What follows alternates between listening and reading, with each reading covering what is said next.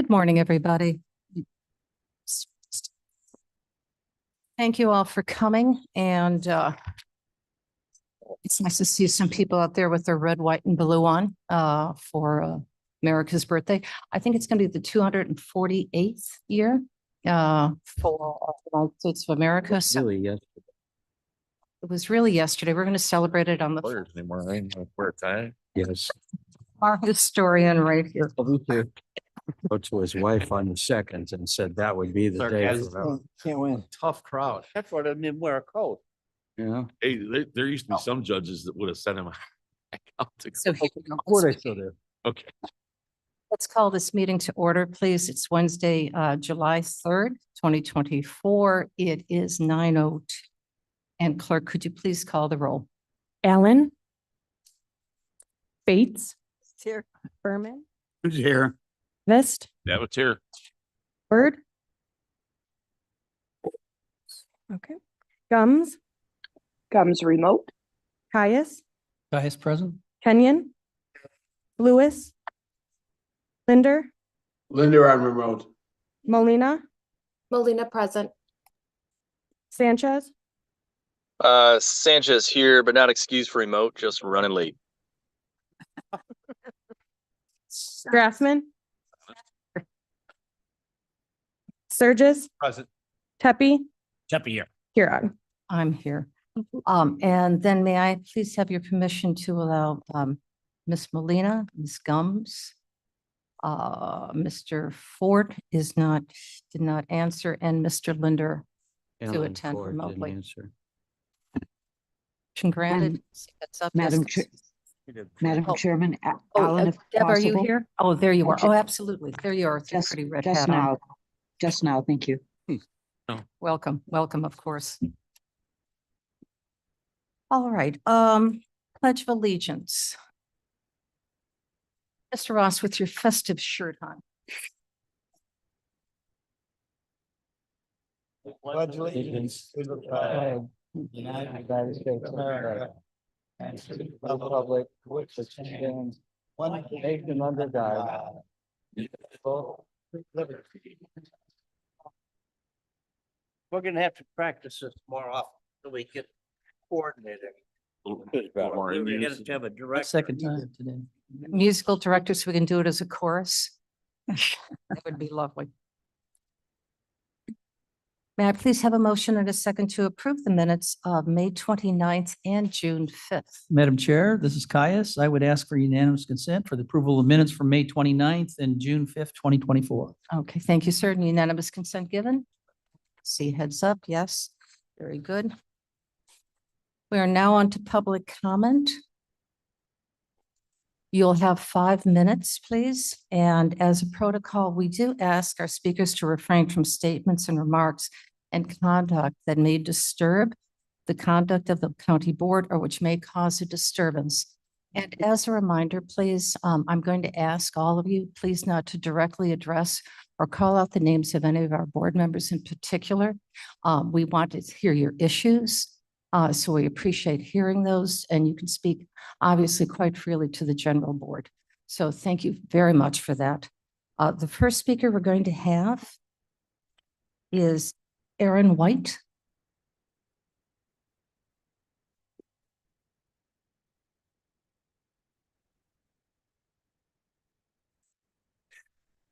Good morning, Madam Chair, Executive Board. My name is Aaron White, and I humbly and respectfully thank you for the opportunity to approach all of you this morning. I'm addressing Kane County Codes 2-47A, public employee comment for items on agenda, and 2-47B, with reference to the public comment time. A quick anecdote before I get started. If there are any golfers here, a mulligan's a bad shot where you need a do-over, okay? You go out, you hit the ball, it goes nowhere where you intended it to go. So you scream mulligan, you get to do it over. You know you've put in the work. That's the most important thing. And once you've done that, you know that you can do better than that. You've put in the work and you know you can do better than that. I like to put in some work right now, so let's get started.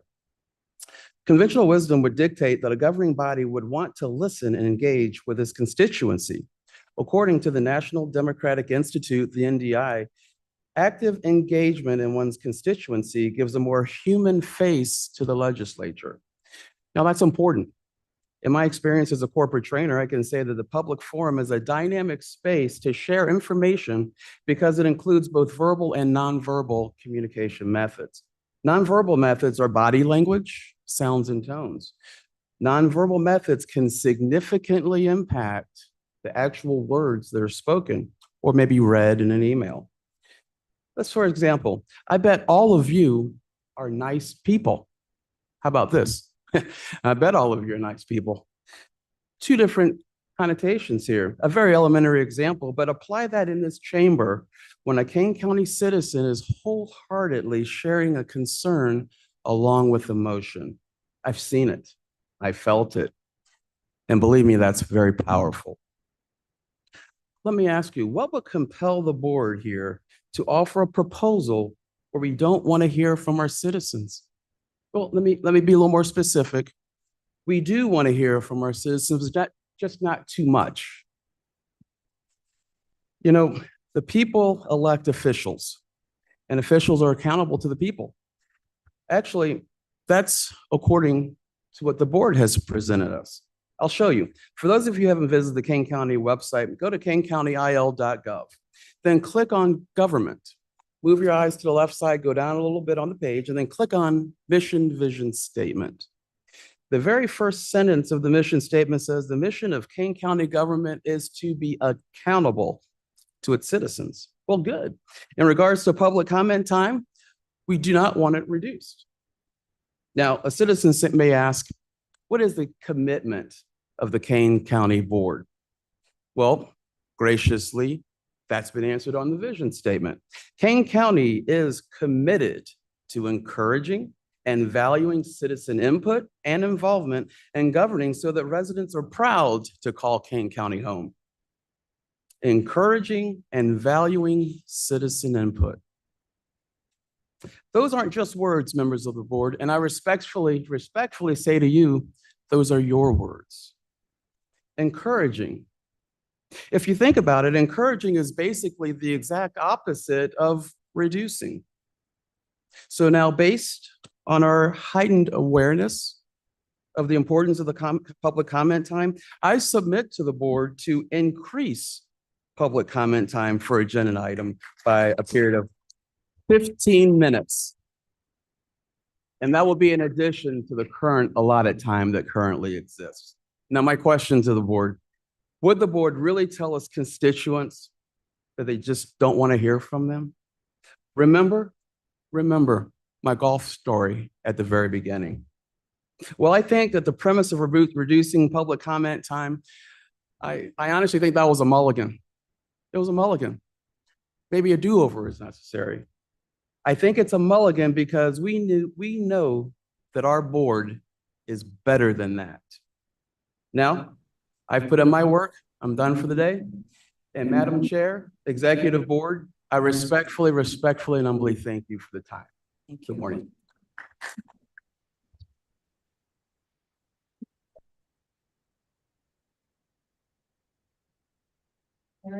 Marion Canese.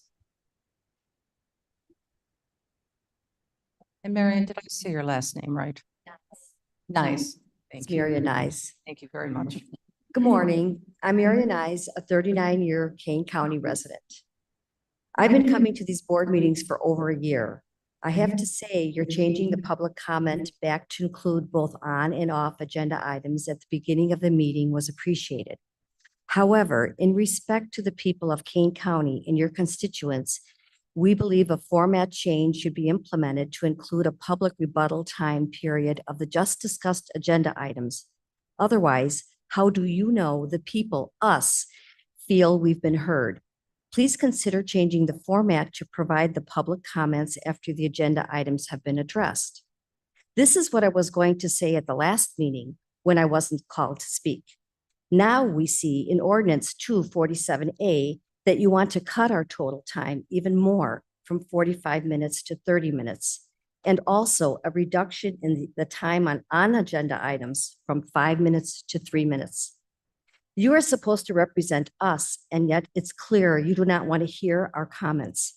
With a county of over 500,000 people, we should be given more time, not less. I have sat through many board meetings, with some lasting as long as 7 hours, because of the confusion of the board when discussing items and trying to vote on them.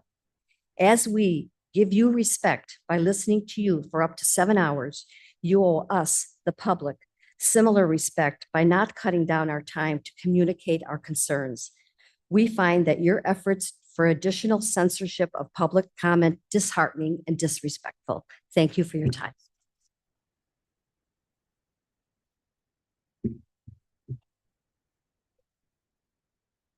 Kathy Plesberg.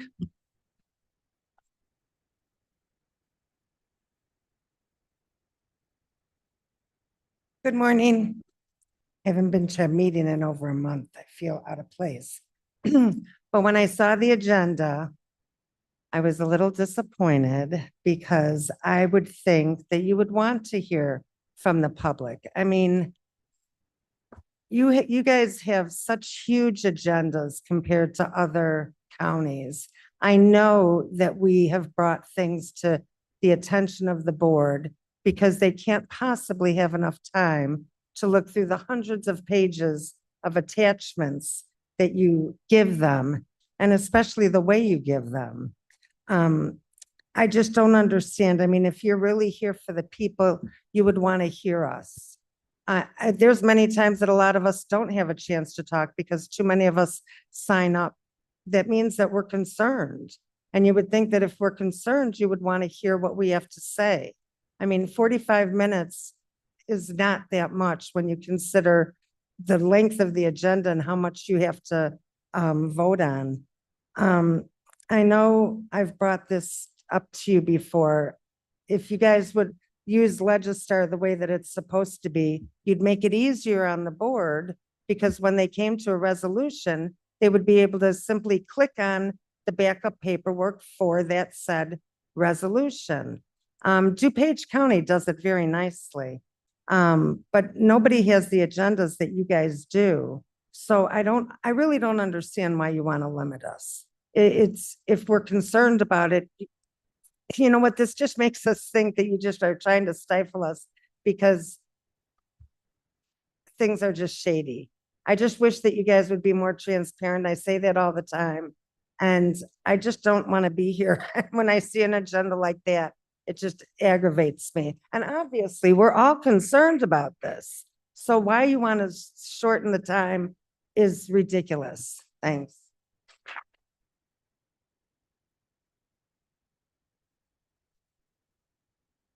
Last speaker is Brian Anderson.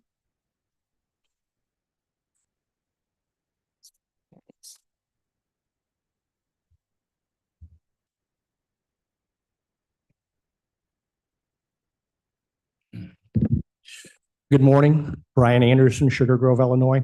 So today's topic is obviously the ordinance 24-2418. I just want to remind everyone on the board that if there was a Republican chair driving this agenda, I'd be here saying the same comments, right? Equal time should be on both sides. And I actually love it when this room is filled with constituents from both sides. We can agree to disagree agreeably. That said, if I can get this to play, these are not my words. These are Madam Chair. Last year. I want to reflect on the characteristics I believe define our nation's independence. We honor the brave men and women who have fought for freedom and prosperity for our nation. Because of their devotion and sacrifice, we have the freedom and the right to speak, think, and have our voices heard without restraint. There it is, ladies and gentlemen, without restraint. Now, I've talked to board members on both sides of the aisle, and for at least 10 years, let that sink in for a minute. 10 years, 5 minutes on agenda, 3 minutes off agenda. I also understand that the online system has been set up since 2012.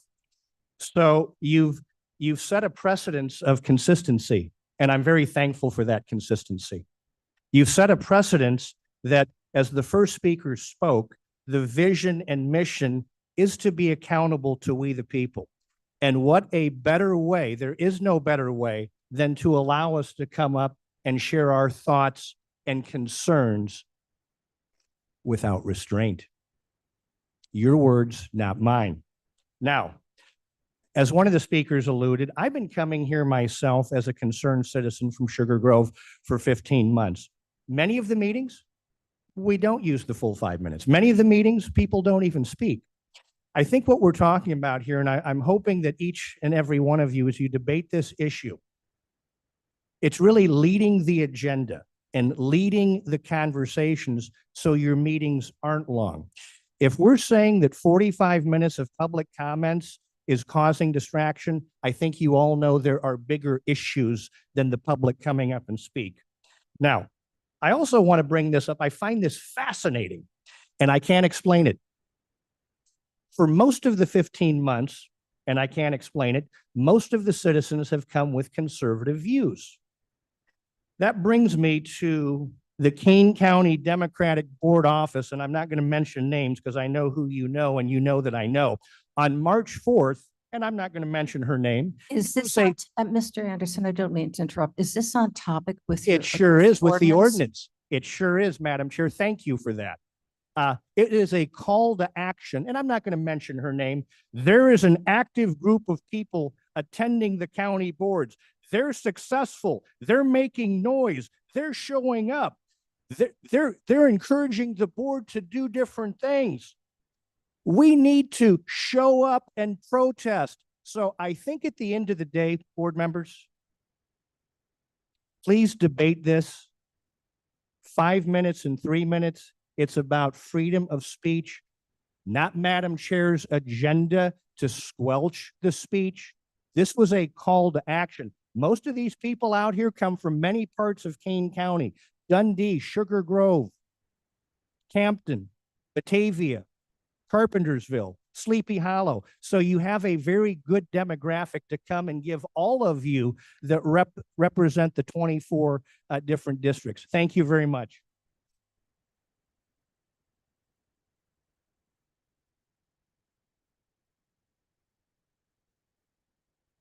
That concludes the on agenda. We're now moving to off agenda, and as you hold on a second, please. She got. And who else? Sign name? Thank you.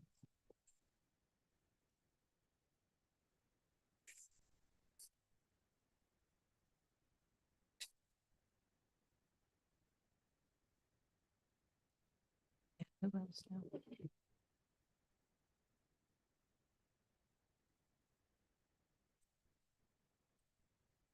Lady.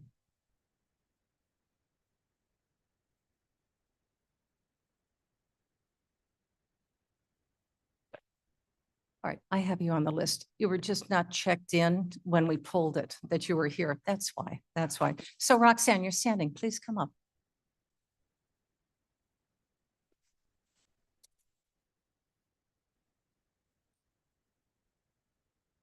Good morning. I'm guessing you already know what topic I'm going to speak on.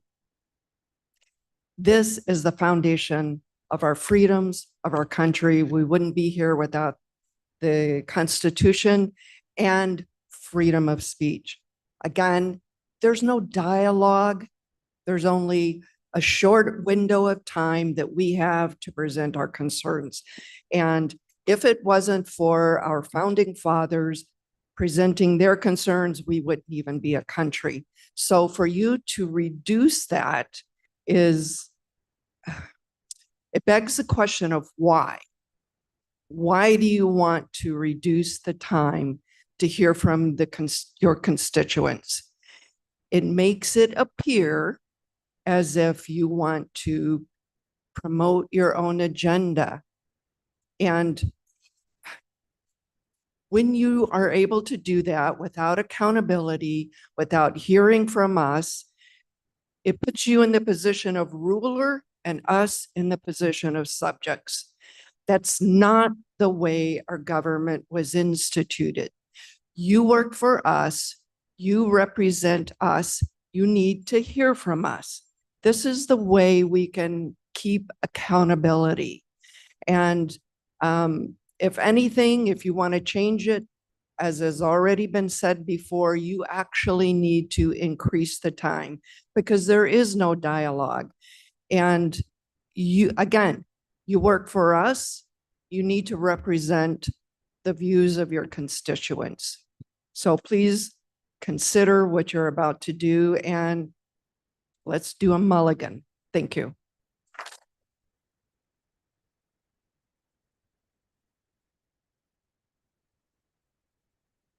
Mr. Schrage?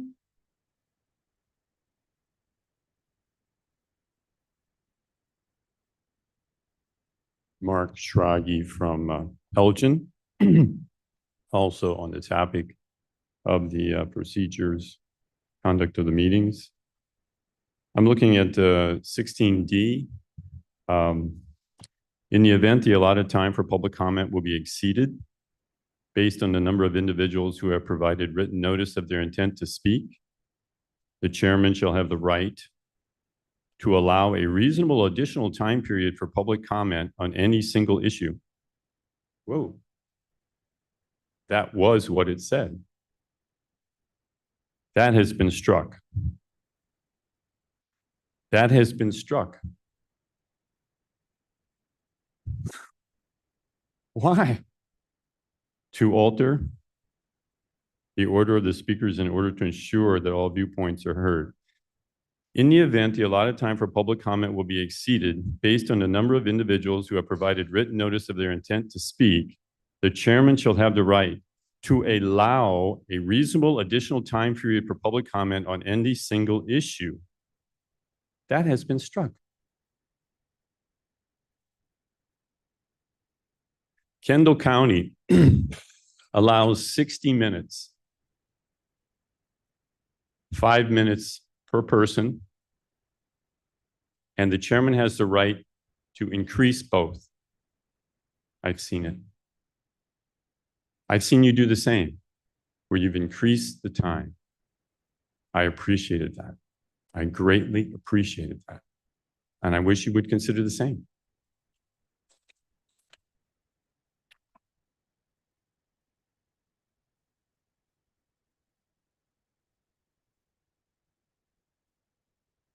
Mr. Rice? Hello, board. I'm Mark Rice. I'm running for Congress here in the 8th District. And I will talk to you like you work for me, like you work for us, because guess what? You do. And I don't think you guys realize it. I stand before you. Some of you do, some of you don't. I stand before you, not as just as a concerned citizen, but as a champion for one of the most fundamental rights in our whole society, the right to free speech. The right is not just a luxury or an afterthought. It is the cornerstone of our democracy. Yet here we are debating whether to allow the public a voice in our own community. Frankly, the very notion that we need to be here to defend this in front of you is appalling. It's embarrassing, and I'm embarrassed to be here, but here I am because you guys put it on the agenda. Let's be clear. When you suppress free speech, you're not just silencing words, you are trampling the core principles that this nation was built upon. Suppression of free speech is the hallmark of tyranny. This is not the Soviet Union. And it's by the way, it's the behavior of arrogant servants. They should be servant leaders who believe they are above the people they are supposed to serve. It reeks of elitism and a gross misunderstanding of your role as public servants. And by the way, I don't like talking to you guys this way, but you brought this up. Do you believe you are so enlightened that the voices of the public are mere noise to be dismissed? Such arrogance is not only unfounded, it's also dangerous. It leads to a disconnect between the government and the governed, fostering distrust and resentment. When you suppress speech, you tell the people their opinions don't matter, that their concerns are trivial, and that their lives are inconsequential in the grand scheme of things in your authority. This arrogance has no place in a democratic society, not in Kane County, not anywhere in our beautiful United States. The power you hold is not a divine right. It's a responsibility bestowed upon you by us, by the very people that you're trying to silence. Let me see, I wrote this down. So are you worried? You know, what is it that you're worried about? Are you scared that the public might point out the flaws in your policies? Are you worried that their criticisms might highlight some of your failures? Newsflash, that's exactly what needs to happen. Constructive criticism is what this is all about. And it's the bedrock of good governance. Suppressing free speech is not just an act of cowardice, it's a betrayal of your oath and an insult to the intelligence and dignity of everybody you represent, everybody in this room. It's the behavior of those who think they're untouchable, those who believe they can manipulate and control without consequences. But let me remind you, this is a democracy, not a dictatorship. I urge you to abandon this path of arrogance, this embarrassment, and embrace the true spirit of public service. Allow the public to speak. Listen to their voices, however inconvenient that may be. Recognize that in those voices lies the strength and resilience of our community. Anything less is a disservice, is not just a disservice, it's a disgrace. Thank you.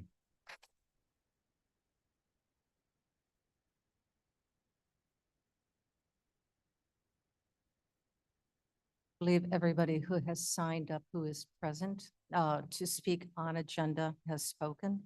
We're now moving to off agenda, where you'll be given 3 minutes. And the first speaker.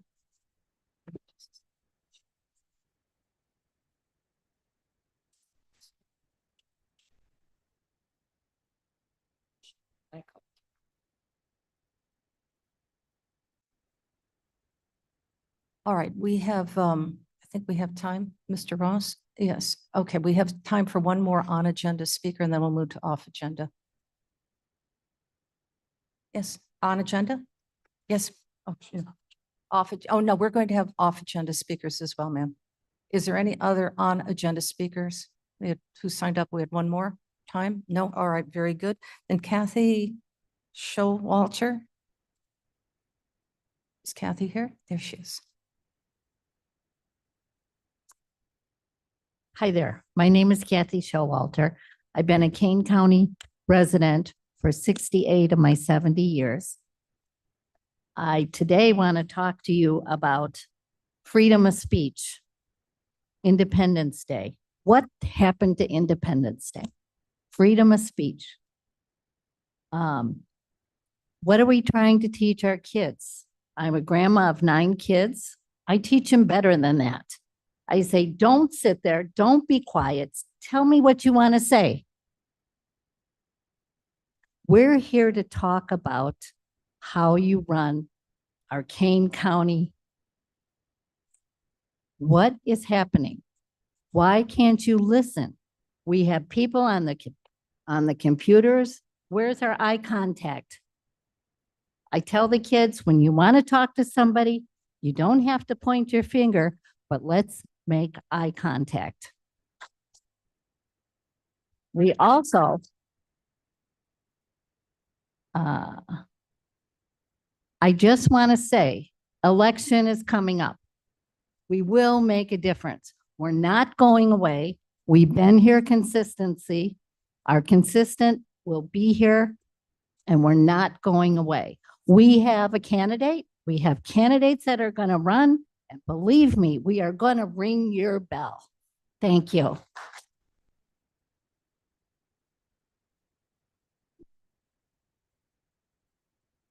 Kim Sieber. Hello there. First of all, I love America. I'm over 70 years old and I love America. And my husband has a shirt that says, remember normal. A lot of people think it's political. It's not. Remember normals when we were kids? I'm born in the 50s. Things were so easy, so safe, so uncomplicated. I just feel like I want to get back to that. And what happened during that time? Well, in the 60s, number one, they took God out. They literally took God out, not only the schools, the government and the country. And we need to put God back in. So when I heard about not only Louisiana and Oklahoma, I thought, wow, wouldn't that be great? Illinois is probably not an option, but how about Kane County? Kane County. In Oklahoma, the teachers will all have to have a Bible in the classroom and be taught, and they have to teach from the Bible. Why? Because that's our history. We were based on biblical principles. Even as children, when we were little, we learned from Bible in public school. Nobody thought anything of it. It was all normal. Everything was good, safe. Everybody was happier. They were healthier. That's what I want. I would love Kane County to adopt that. And then, do you know how many people would be wanting to move to Kane County for the public schools? Because a lot of people, my son, their kids they're in the public school because not everybody can afford private schools. So you're just left with what you have. But people would be moving here. Our property values would go up tremendously just because we are a God-centered community. Look at all the churches. So in a way, we know we already are. So we're already halfway there. So, and as for last time when I spoke, I asked for more time for people to speak, not even knowing that you guys were actually considering cutting it in half. I was like, that's unconscionable. I mean, this is supposed to be a free country. That is a communist country where you're not allowed to speak. That's pure communism. So you guys are leaning toward the communist side. And I believe there's only two teams here. So, and one's the God side and one's the other side. So you're making some very poor choices and you really need to consider your thoughts. All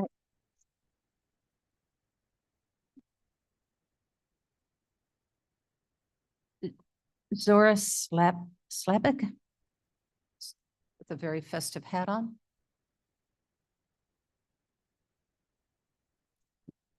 Good morning.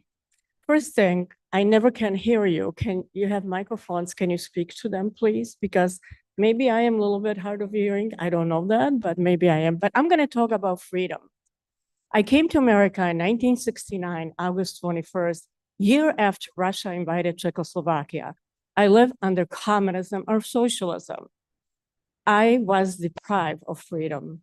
But when I came to America, my father told me in New York, kneel, kiss the ground, and be happy you're here. I stayed in America. Do you know what it is to have a freedom? I left my country and I am happy here. I love America. I know the Constitution. I study here. And guess what? You think that regime is good? You think that you're going to tell me what I can do and I cannot do? I had that 21 and a half years in Europe. I know what it is to live under regime, to have when I work, how I work, what I eat, when I sleep, and what I do. So please, all of you, I ask you, give us the freedom. Freedom is an amazing thing in America. I live under, I would never have what I have here. And I am so thankful. So I just want to tell you, don't give us any rules. Freedom and freedom of speech, as I checked this morning, it's still here. So let's all of us get together, no matter who we are or who we're not. We are all the God's children, and we all are here for the same reason. And we don't want control and tell us what to do and the money. We all are we the people.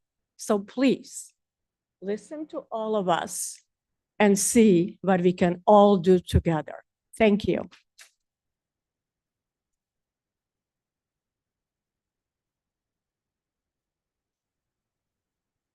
Ladies and gentlemen, please. The next speaker is Marion Kaniz. Marion, you've spoke once before, so you'll be speaking. You're fine? Okay, very good. And it looks like we have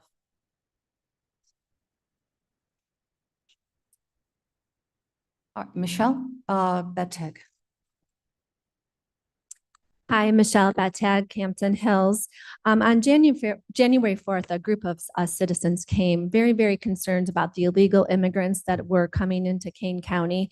A lot of that topic was brushed off by, in particular, Madam Chair and some of the board members. In March, Rick Williams did a proclamation opposing sanctuary status of Chicago, and to make just a simple proclamation protecting Kane County citizens and voters and other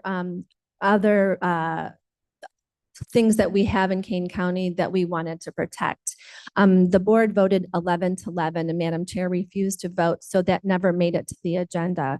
Secondly, David Young did a proclamation protecting our voting with legal aliens voting in our elections.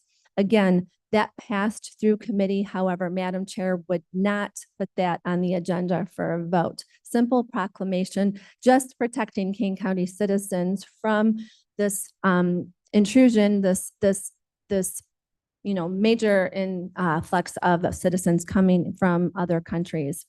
Nothing to see here. I woke up on June 22nd with a Wall Street Journal article saying how the suburbs are being affected by illegal, well, this is the title, What Happens When Migrants Are Arriving in American Suburbs? Well, lo and behold, Kane County, Illinois was one of the articles or one of the cities that, I'm out of it today, one of the Kane County counties that are being affected the most. The language from Wall Street Journal was that, here you go, Wall Street Journal in Denton County, Texas, outside Dallas, those with new cases ballooned 16-fold to 8,632 between 2020 and 2023. In Kane County, Illinois, outside Chicago, their number jumped 17-fold to 3,496 over that period. The article went on to say what a strain it is on the schools, in the resources the citizens have, and other housing, medical, and on. So nothing to see here, although we're noted on a national level in the Wall Street Journal how we have one of the biggest populations coming in. The illegal immigrants are responsible for killing citizens across this country every single day. Maybe ABC News isn't reporting it, but it sure is happening every single day. And these people are responsible. We don't know who they are. Our schools in St. Charles, we're getting 1 to 2 new kids every single day. Housing is becoming a huge problem. Hospitals.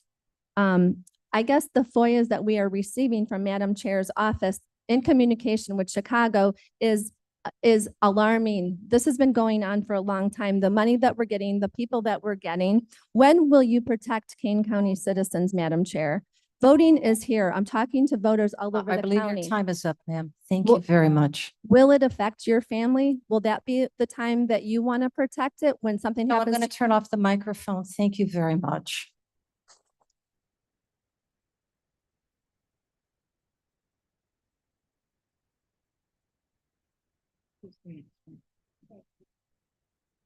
Sylvia Schrage, I'm sorry. Good morning. My name is Sylvia Schrage. I come from Elgin, District 20. I'm running for the board. And I'm here to tell the story of somebody who I was looking for a business in Elgin to patronize, to order name badges from Elgin. This business had been in Elgin for 67 years. This family had been working in Elgin. In January, they had to move, and I had to drive 40 minutes to Kingston to get the badges. This person, Anderson's Engraving, they do trophies for all of our sports teams. They do badges for our schools. He was showing me how he is mounting the plaques of our officers, police officers, when they retire. It's beautiful work. 67 years in Elgin, out of King County because he couldn't afford it. However, there's one positive thing, and I think it might have been influenced by the input of citizens.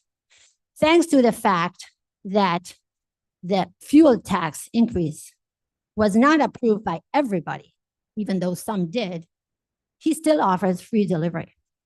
So in a small way, even though he was driven out of King County, he can still serve us because the citizen input helped not pass a fuel tax increase.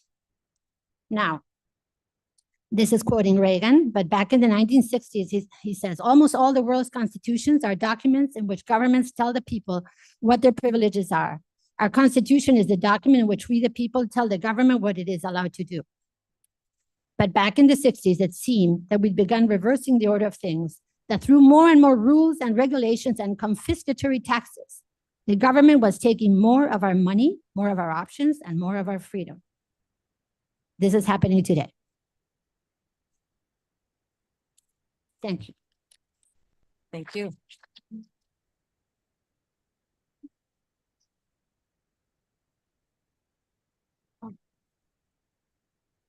We're just going to check to make sure that we have everybody. Okay, very good. All righty, thank you. All right, I would like to thank all the speakers for their public comment. And we are now moving into our monthly financials. Ms. Hopkinson. Is Kathleen here? See. All right, Madam Chair Gums. Ms. Gums, hold on just a second, please. Is Kathleen coming down? Do we know? All right, Ms. Gums. Thank you, Madam Chair. We're going to be going into old business and new business. Can your comments wait till then so we can get done with Ms. Mann? Actually, I was just going to make a suggestion for efficiency. If we could move the legislative report up to now while we're waiting for Kathleen to come down, that could be handled right away. Kathleen has just walked into the room. Here she comes. Okay, I would suggest we handle that after Kathleen's then, so we can get them going on their day. All right, well, we'll get done with the PIO and then we'll put you right after that point. So it'll only take a few more minutes. Excellent. Thank you very much, Madam Chair. Okay. The finance packet is, or the finance report is in your packet. It's the same report that we gave last week at Finance Committee. The highlights, I'll give the same highlights. The 2023 audit is complete. For the general fund, since something that we like to keep our eyes on, the balance in the general fund dropped $11 million from 2022 to 2023. A big portion of that, it was basically two main things that drove that. One was just operating expenses were in excess of operating revenues.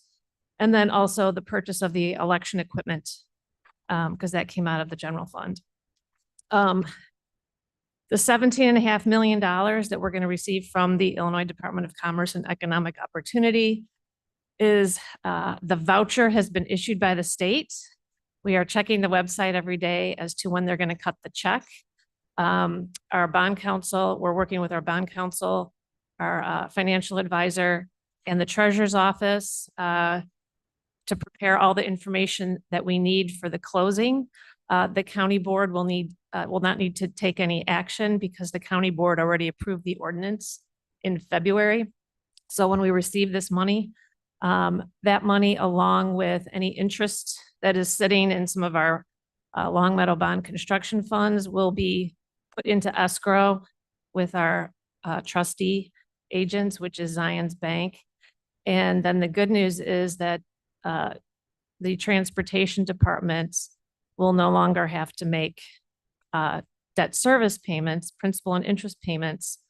However, there's still a second piece of the money. There was $17.5 million that was awarded first, and then the second half is 12.5. That's probably perhaps something that's going to happen in the next year, but we will need those additional dollars. We're not fully, we won't be able to fully fund the and pay off all of the debt until we get that additional money. But this is the first step. It's a big deal. Kathleen, if I don't mean to interrupt you, but could you clarify for our residents what that means for Kane County? So the original plan years ago that was put into place was that the Long Meadow Toll Bridge corridor, that the bridge portion of that would have a toll on it. And that toll revenue, we issued bonds to build the bridge, and the toll revenue was going to fund the payment of the debt, the bond debt. And so we are no longer going to have a toll on that road. And how much was that bond debt, please? That bond, the principal was about $27 million. Plus interest, it was probably closing in on 50 million. So the principal, the interest for how many years? I think it was 30. And so what we're able to do, we can't call the debt, which means when you issue debt, you promise the bondholders that they will receive interest payments for a certain number of years. That's like a guarantee. So we can't call the debt and pay the bondholders back their principal amounts until 2028. So we're going to take this 17.5 million, give it to the trustee bank, and they will take that 17.5 million and make the principal and interest payments to the bondholders up until the call date in 2028. And hopefully by that time, we will have the additional 12.5 million to fully then pay off the bondholders. And while the trustee bank has this money, they will be investing it and earning interest on it as well. So that, just to put a full number together, so it was about 26 million, $30 million in bond debt to pay down the tolls, plus a potential $20 million in interest. Is that correct? Yeah, I don't have the exact numbers at the top of give my or head, take. but yeah, give or take, yes. Give or take. Yes. So this money, the $17.5 million plus the additional $12.5 million will actually save our taxpayers here, whether or not you take the Long Meadow Parkway or not, about $50 million altogether, approximately. Yes, approximately, yes.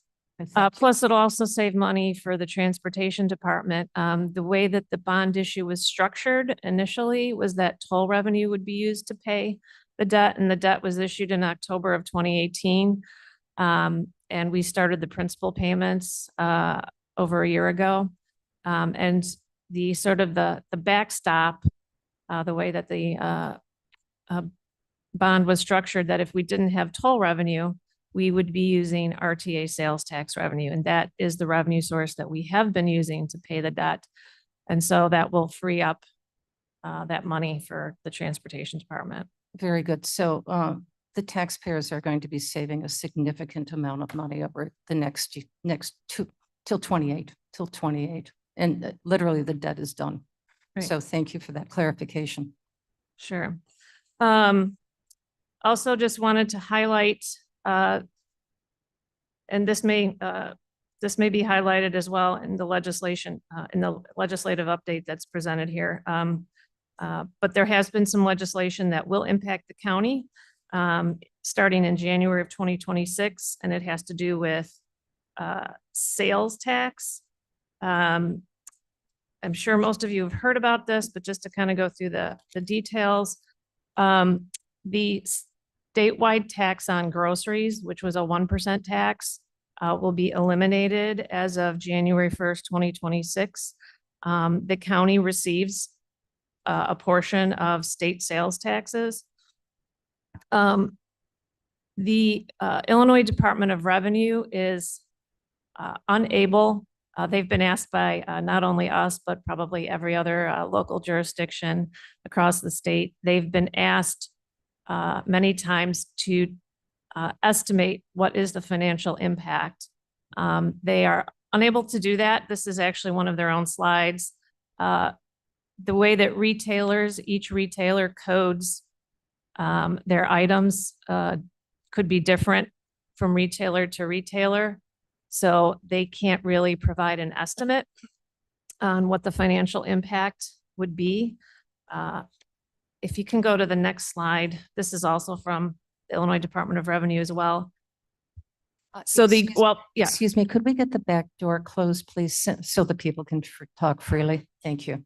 So while the grocery tax was eliminated, there was another change on the grocery tax. So currently retailers essentially collect call it like a collection fee. It's called a discount for collecting the sales tax on behalf of the state. Currently, it's a percentage of total collections. It's going to be changed to a fixed amount, which is $1,000 a month. So the state is estimating that while the grocery tax is going to be taken away, the remaining sales tax, more of the sales tax at the bottom line will be flowing through to local governments because the retailers will not be able to take as large of a collection fee, if you will. Again, the state is unable to provide us with an estimate of that financial impact for King County specifically. Madam Chair? Yes, Mr. Yeah, Tempe. because this was not the grocery tax suspended during COVID. It was. And so I did take a look. So what's interesting, so the grocery tax was suspended during COVID. And when you look at the numbers for King County and the sales tax revenue that we brought in, it did not drop, but at the same time that it was suspended was also the same time that inflation was starting to go up. But I did look at that to see if I could determine what the financial impact would be. And it really was almost the same from month to month, from like 2021, 2022, 2023. So we will see. Stable. It's a stable tax then. We will see. Okay, also, I had one other slide that I wanted to highlight. And that was, I think it's the next slide. Interest earned. At the Finance Committee, I was asked to put like another table together, which I will do. I just haven't had a chance since last week to itemize all of these interest earned amounts in terms of, is it restricted? Is it not restricted? I will do that and send that out. But last year in 2023, $18 million in interest was earned across the county, and except for one or two bank accounts, such as the Long Meadow bond proceeds, we allocate, and this has historically been done, consistently been done. The county allocates interest across all of its funds because the bank accounts are pooled. Everything is pooled. So the Transportation Department, since it has the most significant amount of cash across the county, there's about $424 million in cash at the end of 11/30/2023, and the Transportation Department had about 140 million of that 424. So they're allocated over $7 million. The general funds got, since it ended the fiscal year with about 87 million in cash, it has about 3 million, and then so on down the line. Any other questions on interest earned? Any questions? None online. Okay. I'll talk quickly about two items in the packet, and I believe that there's a special presentation next on the strategic plan. But the Finance Committee approved a resolution for the county to issue an RFP for a strategic plan. So at this point, it's just approving the concept of conducting a strategic plan and issuing an RFP. Also, in your packet, sort of bookkeeping items, it turns out that there's two transition, the county, the state statute says that any change in a department head or elected office that the county board must conduct a transition audit of the previous department head slash elected official. So there was never a transition audit conducted for the person before me and also at OEM. So we asked our audit firm to give us a quote on what that would cost, and that is in your packet. It's an agreed upon procedures report. It's that they conduct their specific procedures that they follow and then just complete each procedure. And then we also, this Monday of this week, we issued an RFP for annual audit services. We just finished the 5th year of a 5-year contract with our audit firm. And so we are required to issue an RFP, and that RFP was issued on Monday. So we will be selecting a new audit firm for the next, the way that we typically structure it is a 1 year with 4 option years.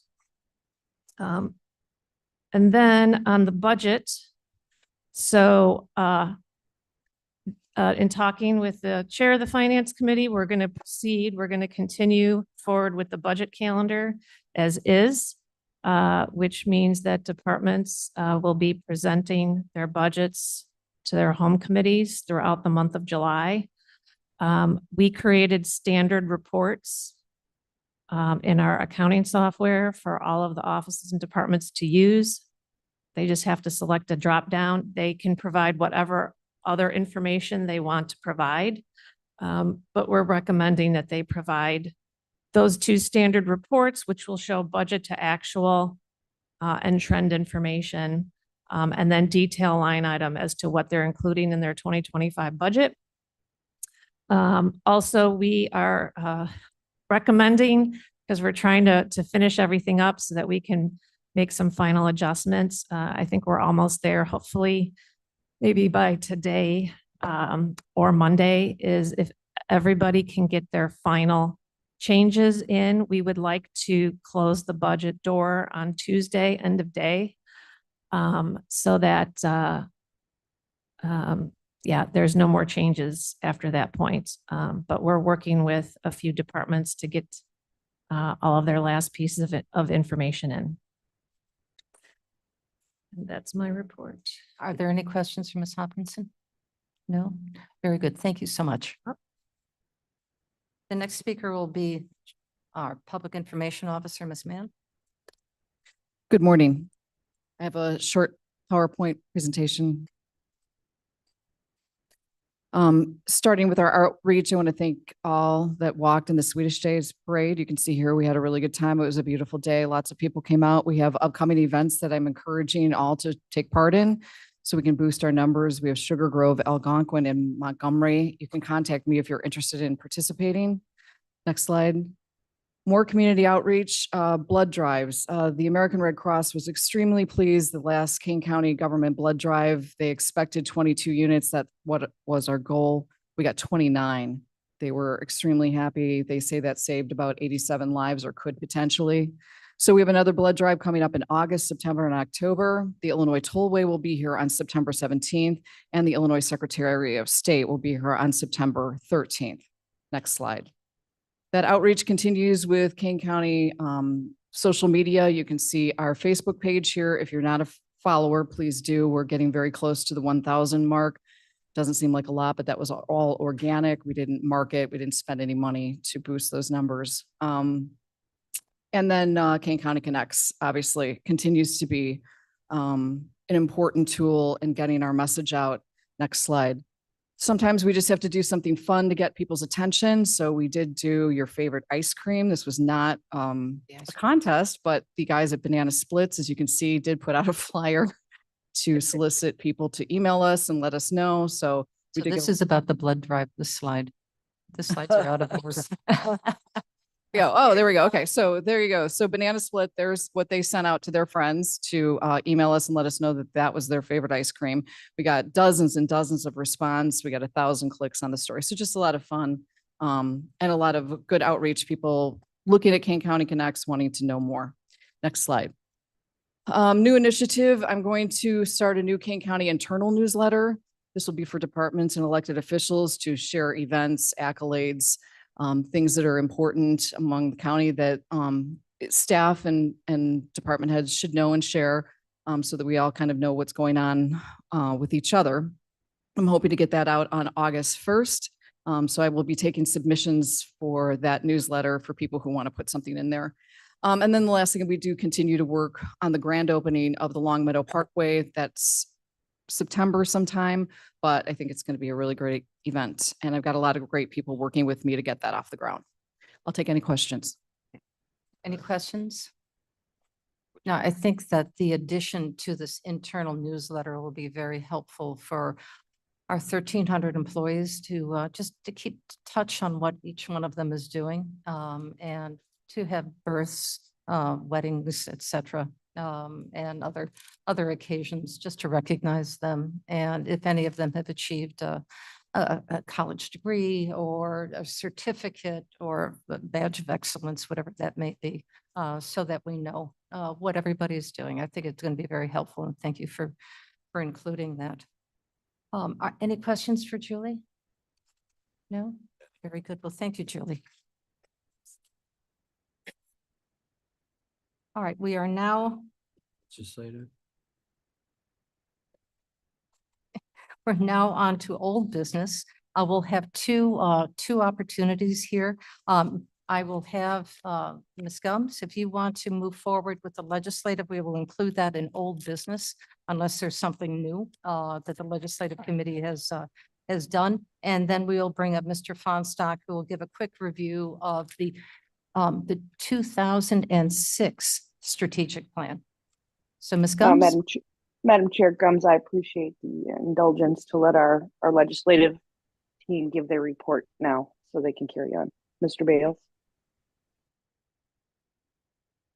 Greg, are you there? Can you hear me? Yes, we can.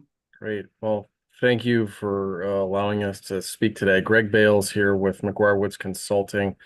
I'll try to be pretty succinct and brief with our report on what's going on, or what at least went on in Springfield, and also what's happening in Washington. I'll start with a short recap of, I think, the things that are most relevant to the county we worked on in Springfield this session. On a top level, I can tell you that they did pass a budget, which was good news. Projecting 53.2 billion in revenue with a planned spend of 53.074. It's supposed to create a $200 million surplus. The way they cooked up this budget includes a couple new revenue proposals, including taxes on video gaming, for example. But on the whole, it was a condensed session, shorter legislative calendar. When they're in election year, they kind of alternate. But one of the main things we worked on that we were pleased to see results was the passage of Senate Bill 3173, which is legislation that deals with the permission for local units of government, such as Kane County, to lease fiber or broadband infrastructure that they have. This has been attempted before, but kind of hit some roadblocks, and we were able to successfully negotiate with the Telecom and Cable Association stakeholders, as well as the Farm Bureau, who had some property rights concerns.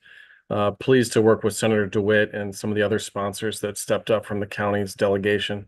So the governor has that on his desk. He has 60 days upon passage to sign it.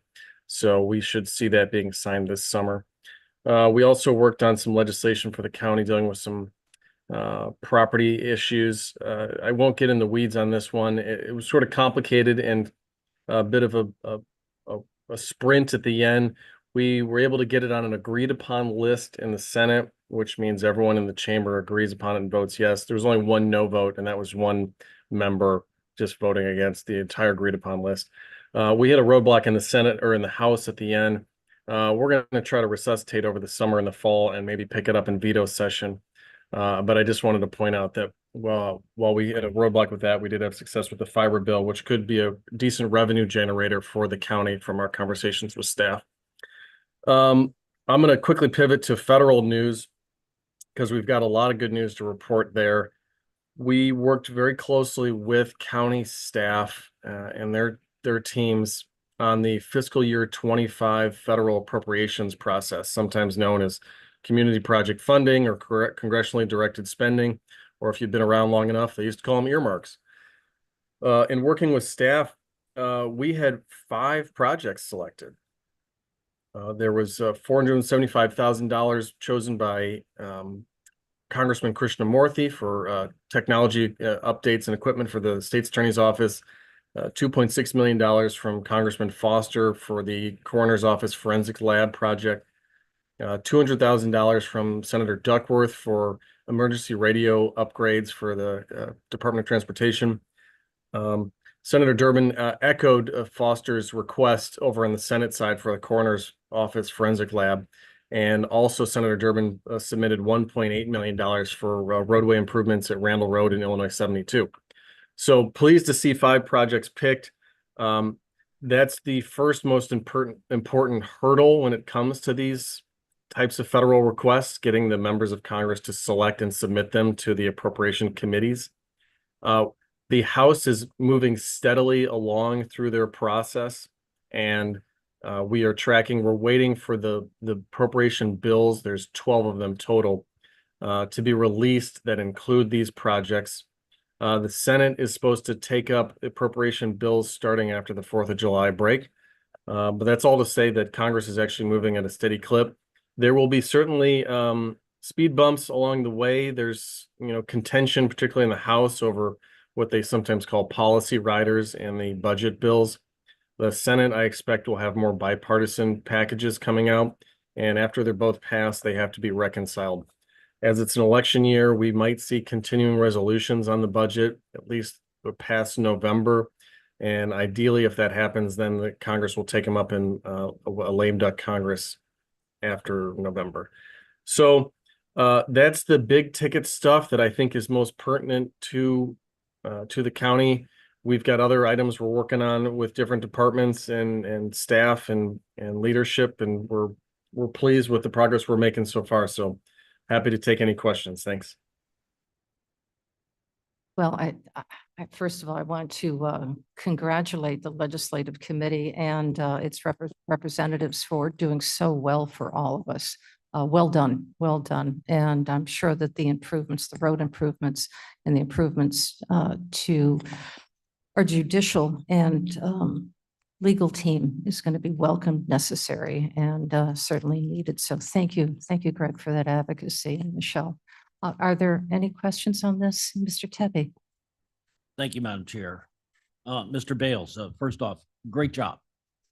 One of the things that's near and dear to my heart is the status associated with the raising of the amount of money associated with the senior tax freeze. Okay. And I'm pretty disappointed that the state did not do anything about that. Where do you see something happening on that this year? Well, I don't expect to see it in veto. I just don't. It's a hot button issue in the General Assembly. And first, thank you for your kind words, and thank you, Chair, for your kind words. But I want to apologize that my colleagues are both unavailable to join today. They're really the leads on our state team and would have better intel on this. But in talking to them, it really seems like that you have some senior members of the General Assembly that want to get that done. But it won't be an easy lift. So the good news for your priority here is they are senior members. One example is State Senator Laura Murphy, who's in the leadership team on the Senate, cares about that issue. But my prognostication is it won't happen until they probably work on it over this year and bring it up in the next session next spring. Well, if you share with your colleagues that when they're ready, I will unleash the barricade and get people to start calling, emailing, and filing. So if you can just keep me informed on that, I'll be happy to help you whichever way I can. Can do. Thank you for that. Any other questions? That barricade is going to be fierce. All right. Ms. Combs, is there anything else you'd like to include? No, thank you. I just want to thank the team and staff in particular for working with the team and getting stuff done. And it's a collaborative effort. So well done, everyone. Thank you. Okay. Oh, thank you. Thank you. Thanks for the good news. Thanks. All right, Mr. Feinstock. Madam Oh, Chair. oh, yes, absolutely. Surges, I apologize. In that report, it was mentioned of some monies coming for possibly Randall and Route 72. That's correct. I am not aware of that project, and if offline, somebody could just bring me up to speed, I'd appreciate that. Is Mr. Rickard here?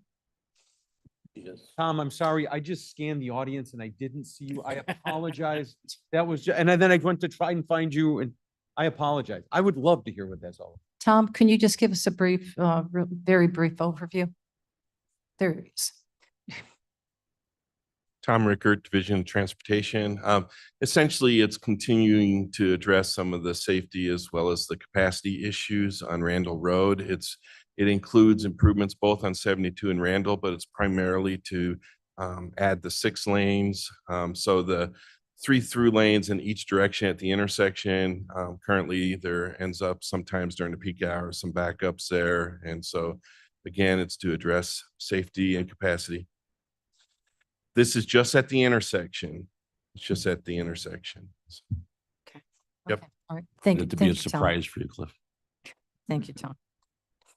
It's gonna, all of a sudden, you're gonna drive down the road and it's gonna be all brand new. Tom knows, I mean, just that bottleneck between 72 and I-90, it can be 45 minutes sometimes just to get on the 90 to go a mile and a half. And it's just like, So these are very positive use of taxpayers' dollars to be able to fund the improvements on road safety and transportation, which will again impact all of us. So Even our federal government recognizes how great a job KDOT does. I agree. I agree. I agree. All right. Now, Mr. Feinstock, please.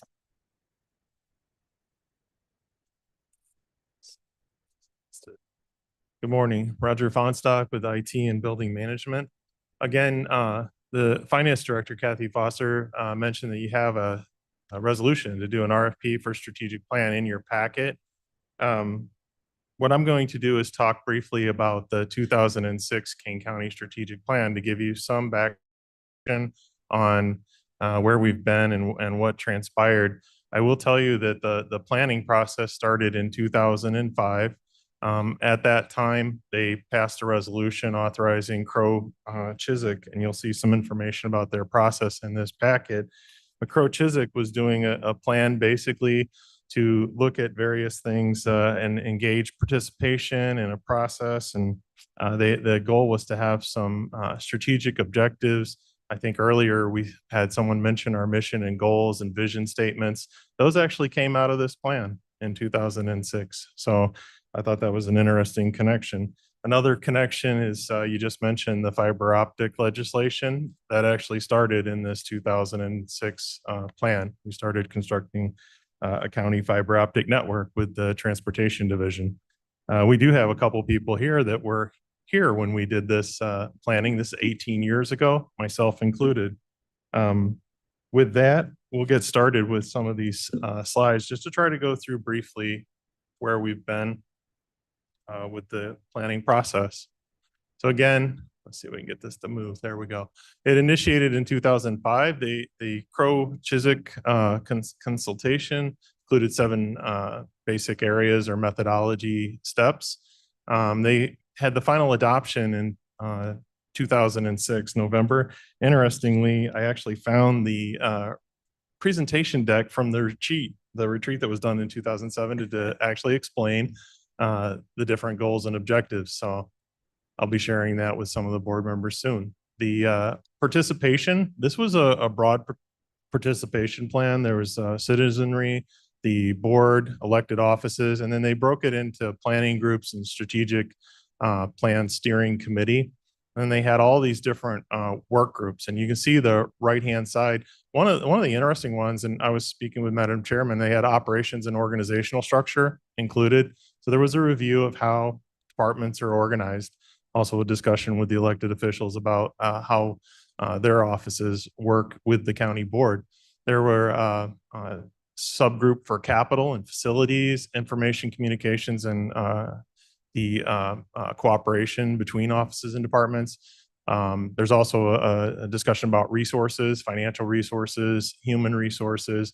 Then they went into staffing and personnel. There's a big component for HR and finance in this, IT, transportation, health, all of the departments engaged. And then finally, growth and development. Where are we going? How are we going to grow? And how are we going to be developing in Kane County? It certainly involved the Kane County Board collectively and cooperatively with the elected officials. The committees that were there met independently, and then we came together with the public and stakeholders. And then there was ultimately a session where we did prioritization and finalized all the strategic goals and objectives. So this was the 7-phase process. I'm not going to read these to you, but this is typical of a strategic planning process. This is what we went through. And then the final step is obviously to finalize the strategic plan and begin executing. And I would say that as a document or a collection of documents, it was for guidance. It was there to tell the department heads and the board what was intended for the county for the near future and the vision of the county. I think Mr. Surgis used the word guardrails. These are our guardrails. We were trying to figure out and navigate the next 5 to 10 years of the county. And this was the process that Crochizik took us through. The participation process, we were doing some of the math, and we're like, I think there were 49 different interview sessions that were done. You have to think you have over 30 offices and departments. So just talking to all of them and getting their information is a challenge. The work groups met, went over all of those, prioritized those, classified, grouped them, and then they did the final detailed planning session where they presented all that information. And then we actually did a workshop where we prioritized everything by those categories. Interviews were done again. And then lastly, these are the different work groups that they went through. The retreat and the planning session was done in June of 2006. They did have some really in-depth discussions, presentations. I can remember we had whiteboards all over the place with different items on them, and everybody was at tables discussing what is the highest priority for their department, their office, what the county board would like to see. And then ultimately, that collaborative resulted in the adoption in 2006. There were action plans and some resource requirements and financial plans that went with that. We also had some timelines in there for deliverables. All of that is in the larger packet that you would have received in your email, the plan. And then I think Heidi File sent that out with the accomplishments. There was a large accomplishments document done near the end of 2012. And it was documenting basically everything that was produced as a result of this plan and the working group that we had. So I believe you all have that document as well. And these are some of the accomplishments. I've already mentioned a couple of them.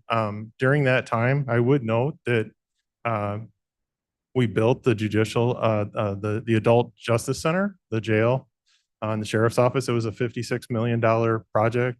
Started in 2006 and ended in 2008. They occupied the building Labor Day weekend, 2008. It was a fun day. We were all in the jail trying to help them navigate getting everybody over there. They've done work at the Child Advocacy Center. Animal control facility was built in that time. The Stern Roads Bridge Corridor was built. Big project for the county. We also developed the Branch Court and Conference Center on Randall Road. So all of those things were capital investments at that time. The financial health, I think one of the things that was interesting during that time, they refinanced our bonds, and they were working diligently to try and organize our debt and debt service. We did community initiatives, over 5,000 acres of farmland. And as we mentioned earlier, the fiber optic network was born out of that as well. Public safety initiatives. I was involved personally in the fiber network and also in the regional dispatch and upgrade of the radio system. We actually moved the 911 center twice, once to a temporary location because of water and another permanent location, which is actually here on this campus. But we've moved the KaneCom dispatch. That was a direct result of this particular study. Another part of that was the creation of the KaneCom board to organize and manage the user groups, the fire and police departments that were a part of part of our dispatch center, but really not as represented. And I believe Mr. Shepro, you helped with that as well. So those are some of the things that were being done. I don't want to miss the Riverboat grant program that was ongoing throughout that time period, over $58 million invested. Those are all based on the 3 E's: education, environment, and I believe energy. Those are the 3 E's. Economics, I'm sorry. But this is basically the key accomplishments, and there's more in that book of accomplishments. But I wanted to stress, and before I close, that the plan itself, you kind of go through a couple different things with the county. There's things that you want to prevent. There's preventative things. There's reactive things that we have to react to, and then there's the things that are scheduled and proactive. And then there's like kind of the innovation period, things that you want to innovate. All of those things were things that we were trying to capture in this plan. And it was to tell the department heads and to give the board some backing when they would decide the course or the direction for a fiscal year or for a period of time. And they would say, that's not in our plan. That's not in our strategy. We need to focus on what we agreed as our vision. What's our strategy? What do we have to do? So those are the things that we were using this study and the wisdom of the board to guide us through some of these projects. I think that's kind of the purpose of the strategic plan. Heidi Files, who's working with us as a project manager, she and I were talking about, some of the different counties that have done this. We know DuPage, Lake County. I also referenced Champaign County. They're all doing these types of plans on a recurring basis. It's not good enough to do it once and leave it. We need to revisit it maybe every 5 years or so and kind of reset the stakes in the ground. But this is something that I think is healthy. It's good. And it's something that would benefit the departments, the offices. It would also benefit the board members as you're guiding us through your decision-making process and execution. And then lastly, I think it's good for the elected officials. It gives you a platform to communicate with them about what the strategy and vision is. So these are the things that we prepared for this short presentation. I don't have anything further. I know we have a resolution on there, but if you have any questions, I'd be happy to try and help you. Any questions? Yes, sir. Sturgis again. Roger, in my life, and if this was 2006, 2012, I was like 18 years old. So, Me too. As I've been a village trustee or a county board member and phased in and out in my life, we've always tried to maintain the notion of our role as health, public safety, and welfare. And our job is to look forward and try and say, this is what the horizon looks like. Yep. This is the master plan. This is the elephant, and let's eat it one bite at a time. I don't understand how, as an organization, we don't have something like this that we update and keep at the forefront of who we are and who we want to be, and adjust the lifestyle that we've all come to love here. And believe me, we're not all going to agree. The person who lives in downtown Aurora or downtown Elgin may not have the same feeling as the guy who lives way west on 3 acres of land or something like that. I get all that, but bridges, public health, mental health, water quality, these are non-negotiable items. The problem with the politics side of this comes into, say, who's paying for it? Where is it coming from? The climate at the time that this was done, were our budgets robust or were we really tight? I don't think it matters.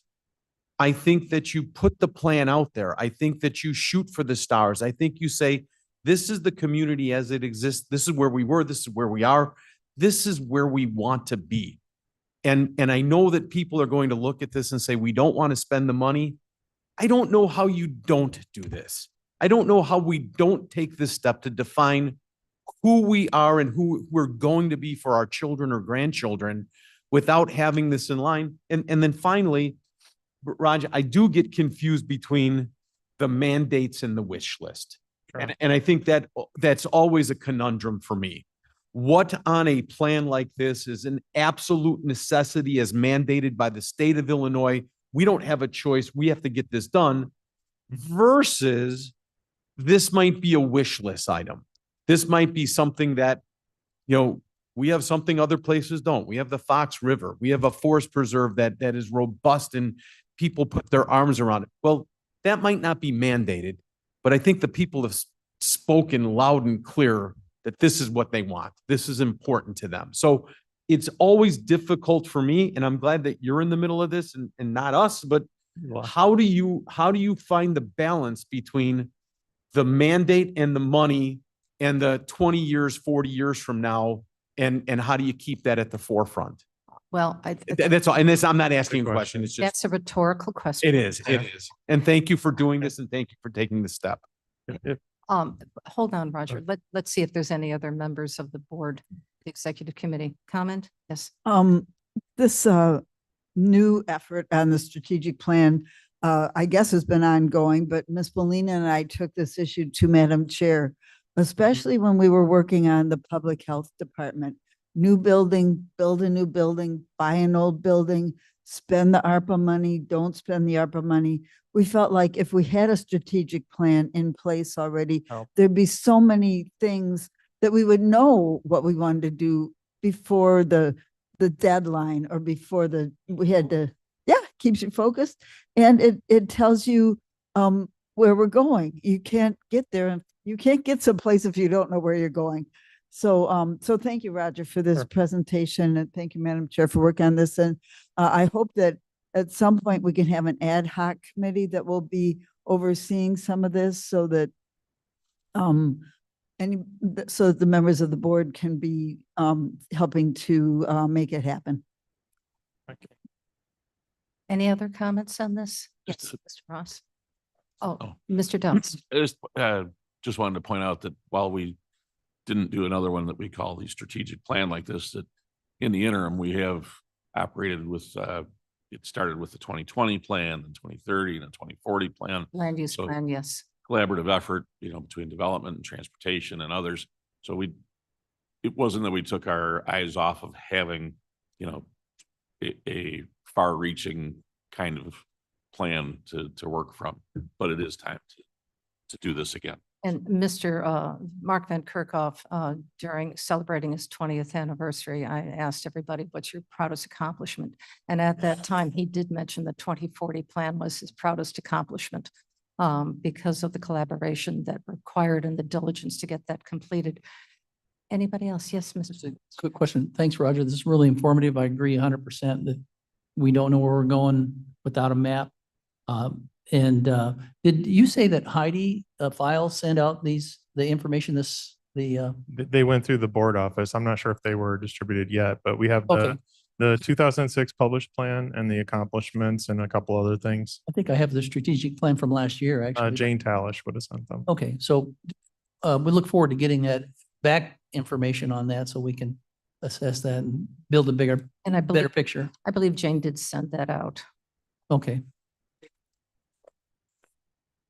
Mr. Rother, Mr. Davis kind of mentioned, we also have the 2040 plan.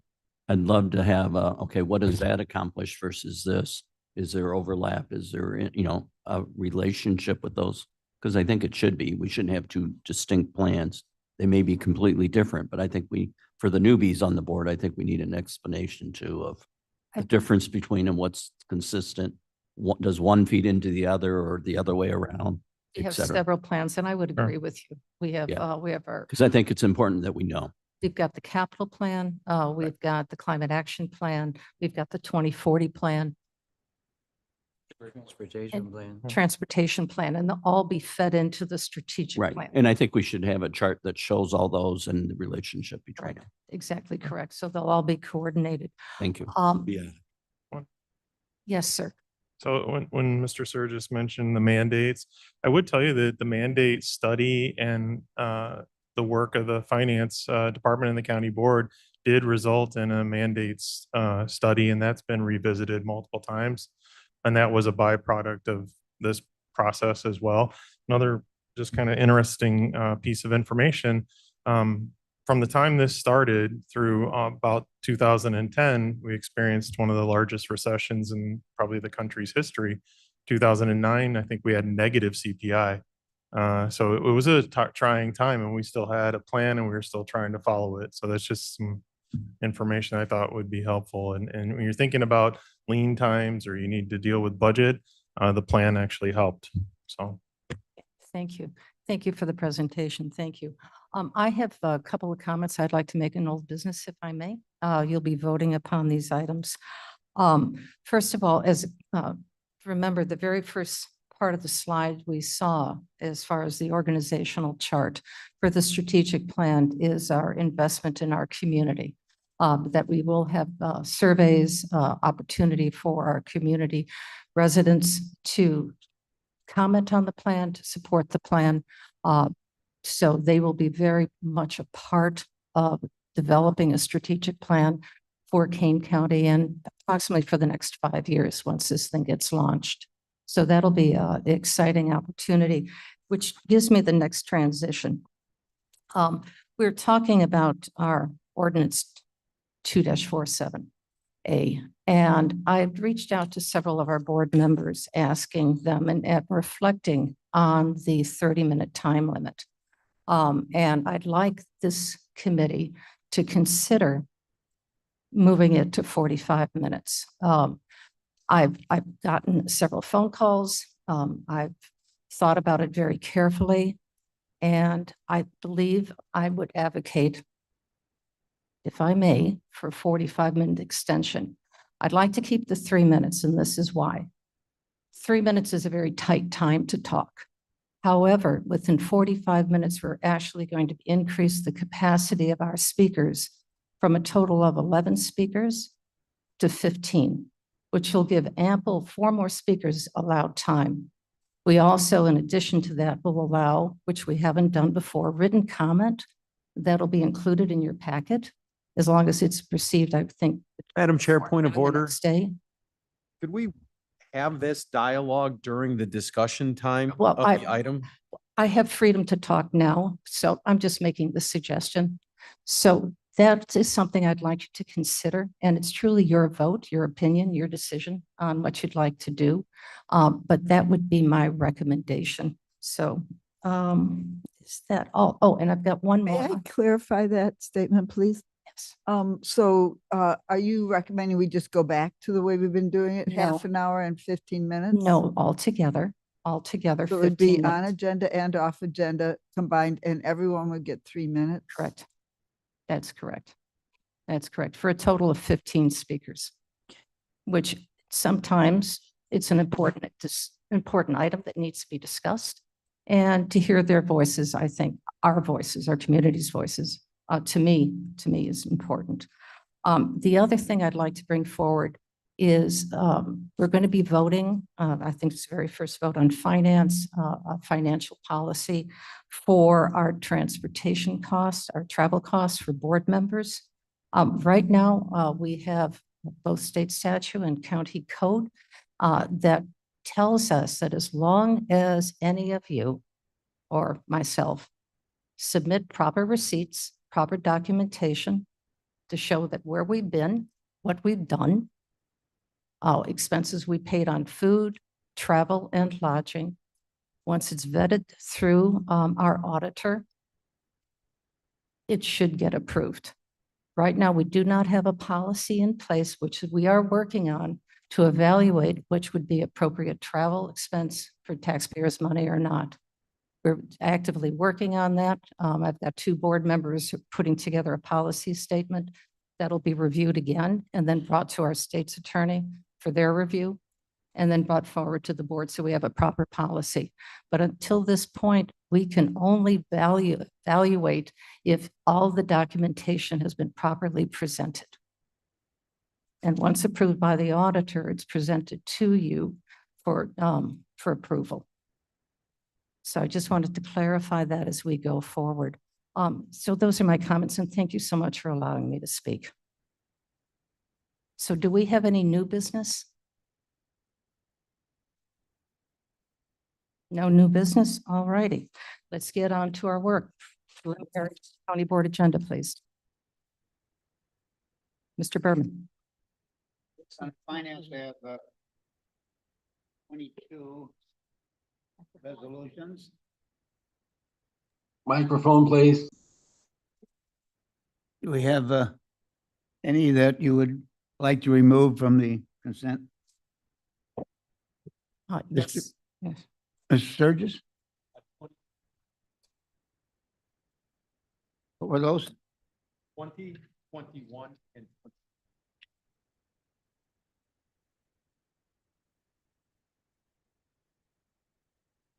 Any other? I move for approval of consent agenda, finance resolutions 1 through 19. Deputy will second. Right, ready? Call the roll, please. Excuse me, call the roll, please. Would you like me to read those? Since it requires money, yes, sir, thank you. I will go. Item 1 is the resolution authorizing revisions to Kane County financial policies related to travel. Number 2 is a resolution approving the May 2024 claims paid of $8,382,508.93. Item 3. Resolution authorizing external audits pursuant to the county auditing law 55 ILCS 5/6-31005 and related budget transfers $7,500. Item 4 is a resolution authorizing the issuance of a request for proposal for a countywide strategic plan. Item 5 is a resolution authorizing a contract for the Kane County Building Management Professional Carpet Cleaning Services with Tiles and Styles DBA TAZA bid number 24-034-KK for $100,000. 6 is a resolution authorizing janitorial services for the Kane County facilities with Echo Clean Maintenance Incorporated bid number 24-038-GS, $451,032. Item 7 is a resolution authorizing the contract extension for the Kane County Pest Control Service with Chemwise Pest Management, bid number 36-020, $10,100. Item 8 is a resolution authorizing the 24-month agreement with Vetro Incorporated for Vetro Fiber Map Operator Enterprise for the Kane County Information Technology Department, $50,000. Item 9 is a resolution authorizing a security system service contract for the Juvenile Justice Center, $21,577 for the first year and $10,289 for the second and third year. Item 10 is a resolution authorizing extension of a memorandum of agreement between the County of Kane, Kane County Sheriff, and the Policeman Benevolent Labor Committee, the Kane County Sheriff's Office Correctional Unit. Item 11 is a resolution authorizing additional funds from fiscal year 2024 budget for Kane County annual roof inspection, repair, replacement services with WeatherGuard Roofing Company, bid number 23-054, $1,114,350. Item 12, a resolution authorizing additional funds for fiscal year 2024 budget for Mill Creek SSA brush pickup services with Trees R Us, bid number 02-020, $1,285.98. 13 is a resolution authorizing additional funds from fiscal year 2024 Mill Creek SSA budget for Kane County Mill Creek SSA engineering firm services with Hampton, Lenzini, and Renwick Incorporated HLR RFP number 23-016 for $150,000. 14 is a resolution approving the purchase of replacement vehicles for the Kane County Sheriff's Office, $45,782. 15, a resolution authorizing the purchase of Juvenile Justice Center vehicle cameras, $22,616. 16 is a resolution authorizing Blue Cross Blue Shield and Cigna as Kane County's group health and dental benefits provider for 2025. 17 is a resolution approving the 2025 monthly health and dental contribution. 18 is a resolution authorizing updated capital projects for the capital fund, the building management. $9,384,936.19 is a resolution authorizing creation of the Ogden Gardens #2 Special Service Area, Fund Number 5316. That's the extent of our consent agenda. Very good. Thank you, Mr. Berman. We're ready. Clerk, please call the roll. Allen, Allen, I. Bates, Bates, yes. Berman, Berman, yes. Davis, Davis, yes. Gums, Gums, yes. Caius, Caius, yes. Kenyon, Yes. Lewis, Lewis, yes. Linder, Linder, yes. Molina, Molina, yes. Sanchez, Sanchez, yes. Strathman, Strathman, yes. Surges, Tepe. Tepe, yes. Passes. I'm going to recuse myself for items 20, 21, and 22 and turn the meeting over to Mr. Tepe, and he can remain in seat and chair the meeting for the next 3 items. Thank you, Madam Chair. May I have a motion and a second to discuss approving the resolution for a personal expense voucher embracement? Berman moves. request? Bates seconds. Okay, any discussion? Point of information, is this to place it on the consent agenda or off consent agenda? Approve it. I have no idea. It's to approve it. I suggest it would be off agenda. Yeah, we've already taken it off consent. It's been It removed. would probably be appropriate for all of these to be off the consent agenda because they should unfortunately be approved individually. But That's correct. that's not my choice, but my suggestion. Just curious. Thank you. Any other discussion? Okay, roll call, please. Allen, Allen, I. Bates, Bates, yes. Berman, Berman, yes. Davis, Davis, yes. Gums. Ms. Gums. Caius, Caius, yes. Kenyon, Yes. Lewis, Lewis, yes. Linder, Linder, yes. Molina, Molina, yes. Sanchez, Sanchez, yes. Strathman, Yes. Surges, No. Tepe. Tepe, yes. Passes with 1 no and 1 away. Item number 21, resolution approving county board personal expense voucher reimbursement request. Berman moves. Seconded by Sanchez. Sanchez. Any discussion? Roll call, please. Allen, Allen, I. Bates, Bates, yes. Berman, Berman, yes. Davis, Davis, yes. Gums, Gums, yes, and yes on the previous one for note. I had a freeze here, so sorry about that. thank you. Caius, Caius, yes. Kenyon, Yes. Lewis, Lewis, yes. Linder, Linder, yes. Molina, Molina, yes. Sanchez, Sanchez, yes. Strathman, Yes. Surges, No. Tepe. Tepe, yes. Passes with 1 no. Item number 22, a resolution approving the county board personal expense voucher reimbursement request. Berman moves. Seconded by Guns. Any discussion? Mr. Surges. Yes, and thank you for pulling these items. On all 3 of these, my conversations have been to try and understand and put some rules, some governance between when we would approve mileage reimbursements versus not approving those.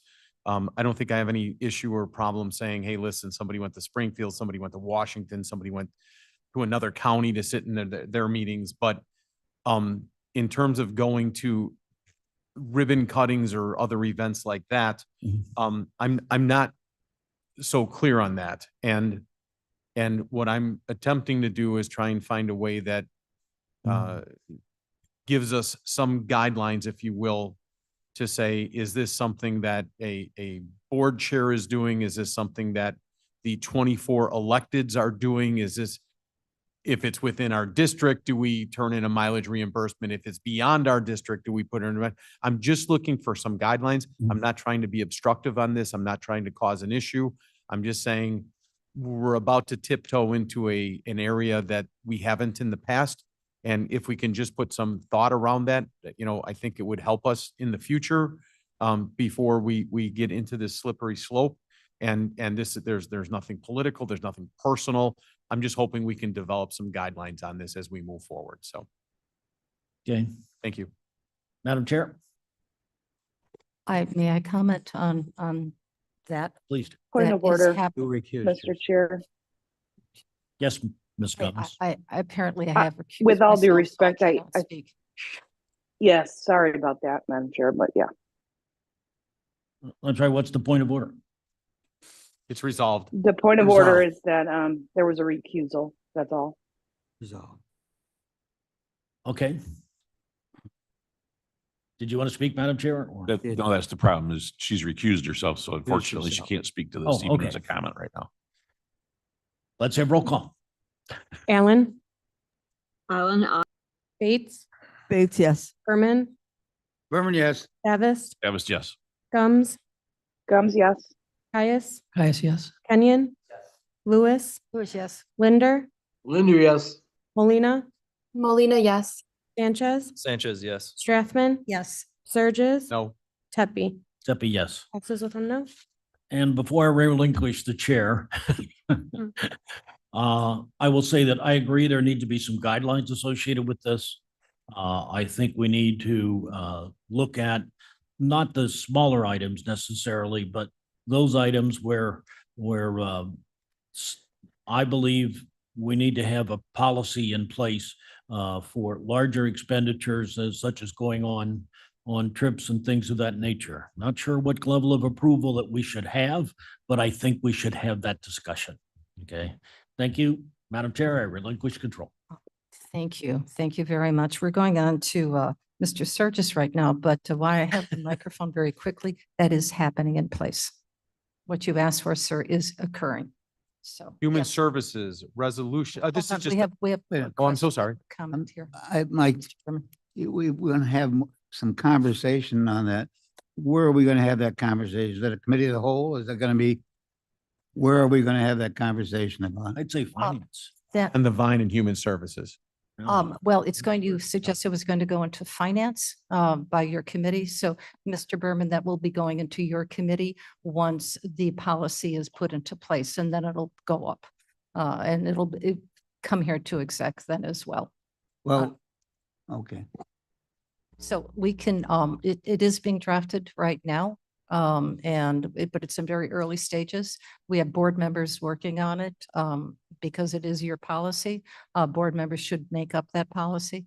But it will go through, again, our state's attorney to make sure once it's in final draft for their review, to make sure that we are not, trespassing outside of county code or state statute. And then it'll come to your committee, sir. So that's in the process right now. Okay. And then any kind of changes, amendments to that can happen at that point. So, all right, Mr. Surges, your Madam turn. Chair, we have one housekeeping issue, a resolution approving the 2025 holiday schedule for Kane County offices. I'd move that forward and ask for a second. Berman, second. Please call the roll. Allen, Allen, aye. Bates, Bates, yes. Berman, Davis, Davis, yes. Gums, Gums, yes. Caius, Caius, yes. Kenyon, Yes. Lewis, Lewis, yes. Linder, Linder, yes. Molina, Molina, yes. Sanchez, Sanchez, yes. Strathman, Strathman, yes. Surges, Yes, Tepe. Steffi, yes. Passes. thank you. Mr. Davis. Good morning. For transportation, we have 3 items.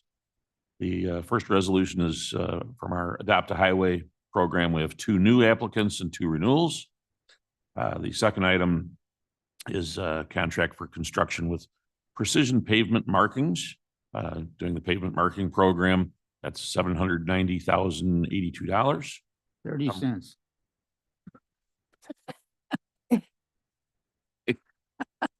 I didn't write down any, I think the next one's a round number, but jump in. You need to, because number 3 is the supplemental appropriation for the Plank Road Highway Safety Improvement Project from Engle Road to Juan Road. That is $220,000. I'll move those and ask for a second. Surges seconds. No discussion, clerk, please call the roll. Allen, Allen, I. Bates, I have a question. Are we allowed to vote all three of these together? Yes. Yeah. The procedural. Consent. Yes. Yes. Bates, yes. You may if you so desire. Berman, Berman, yes. Davis, That was yes. Gums, Gums, yes. Caius, Caius, yes. Kenyon, Yes. Lewis, Lewis, yes. Linder, Linder, yes. Molina, Molina, yes. Sanchez, Sanchez, yes. Strathman, Yes. Surges, Yes. Tepe. Tepe, yes. It's always very exciting to see our roads being improved. Safety first. Health first, safety. Matter of priorities. All right. That is the end of our consent agenda. Now I'll ask for your indulgence. We have had a couple of staff members who've been waiting for us. So I would like to have Mr.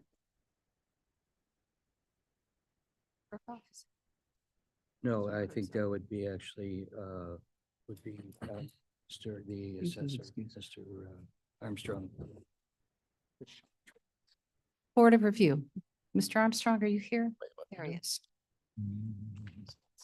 I'll pitch in.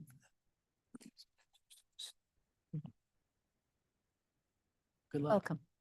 Good morning, members of the Executive Committee. There are 2 items for you regarding the Board of Review. Both of them are perfunctory and things that have to be done on an annual or biennial basis. The first one is the reappointment of Tim Sullivan to a position on the Board of Review. That's a 2-year term. Is an excellent member, highly credentialed, and I would urge an aye vote on that. The second one is or would you rather do these individually? I'll go ahead and Let's speak. Okay, I'm sorry. There's a typo on here, so I'm just trying to get caught up on my consent agenda. That's all. All right, so number 3, do you want to take them together or do you want to do them separately? Committee members? Together. Together. I think they should, yeah. Go ahead, sir. The other one is an annual resolution which declares an emergency situation. Should probably use air quotes around that. Every county in Illinois gets 3 members of a Board of Review, whether you have 3,000 citizens or 500,000 citizens. So what this does is allows us to appoint additional qualified members to hear hearings separately. This allows us to complete the tax cycle on time. As I noted in the resolution that I drafted, late tax bills cost money. Late tax bills have a current cost of about $60,000 per day. And that's in lost interest for all the extensions that are done. That's before we even get to interest on tax anticipation warrants. But since I explain this every year, I'd be happy to stop there and then see if there's any further questions. Are there any questions for Mr. Armstrong? Hearing none, I think we're ready for the vote. Clerk, please call the roll. Oh, motion, I'm sorry. Do we have a motion and a second? Sanchez moves. Thank you. Linder, Thank you, sir. second. Thank you. Thank you both. Allen, Allen, I.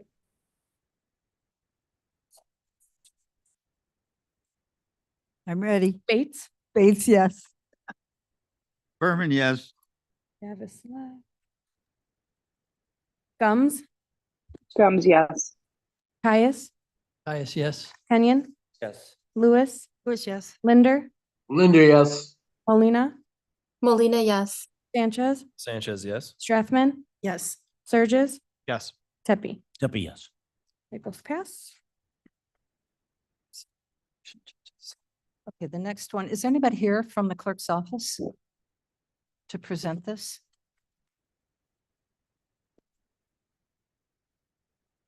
No, Mr. Sanchez, I'll let you lead it then. Thank you, Madam Chair. This is just a statutory appointment of election judges that has to be completed essentially as soon as possible.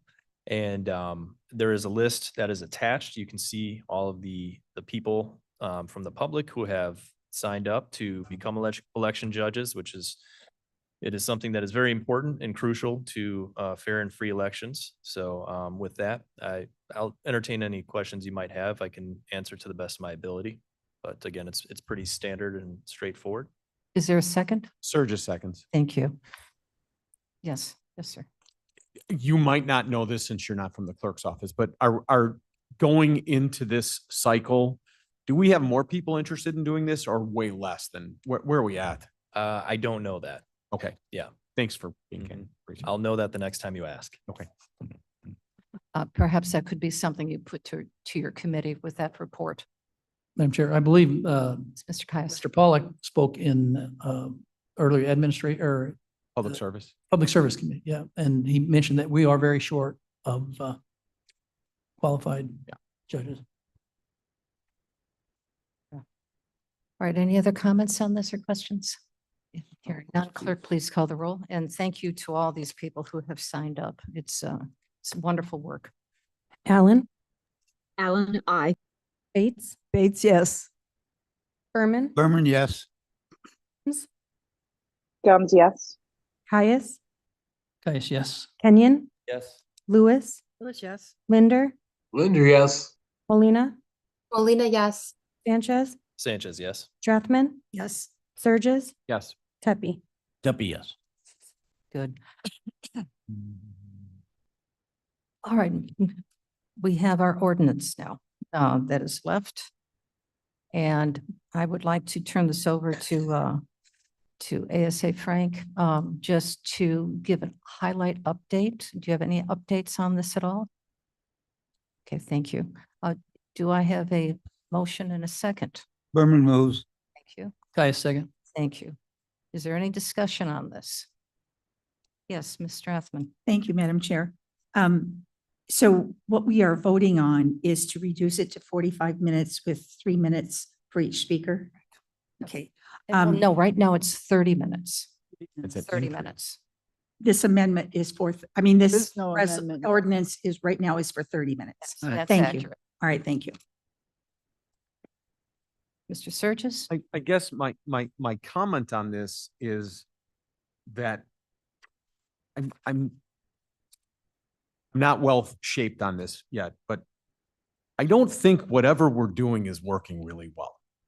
And I think that the mechanism by which the public has to reach out to us, I would like to think that I've responded to just about everybody that's ever requested me, whether I show up in their yard in person, with the exception of some very nice lady with a dog bite situation up north. That we're very responsive to things, especially within our own districts, businesses and residents combined. And people call me, my cell phone's listed. People call me all the time and I listen to them and we have conversations. But when it comes to the board meetings, I do have a fiduciary responsibility here to this group in terms of making sure that meetings are running properly.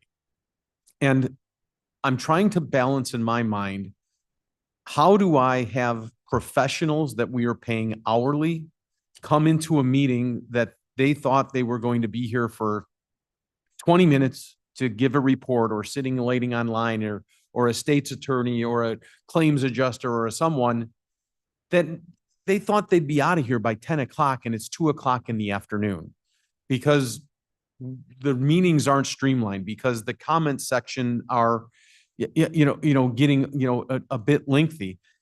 And so how do you manage the comment section to say, by all means, we want to hear everything, yet be able to tell your professionals that you're paying, I'm sorry, you have to wait in line, or, can you tell your court call that, you've got to wait until after we're there.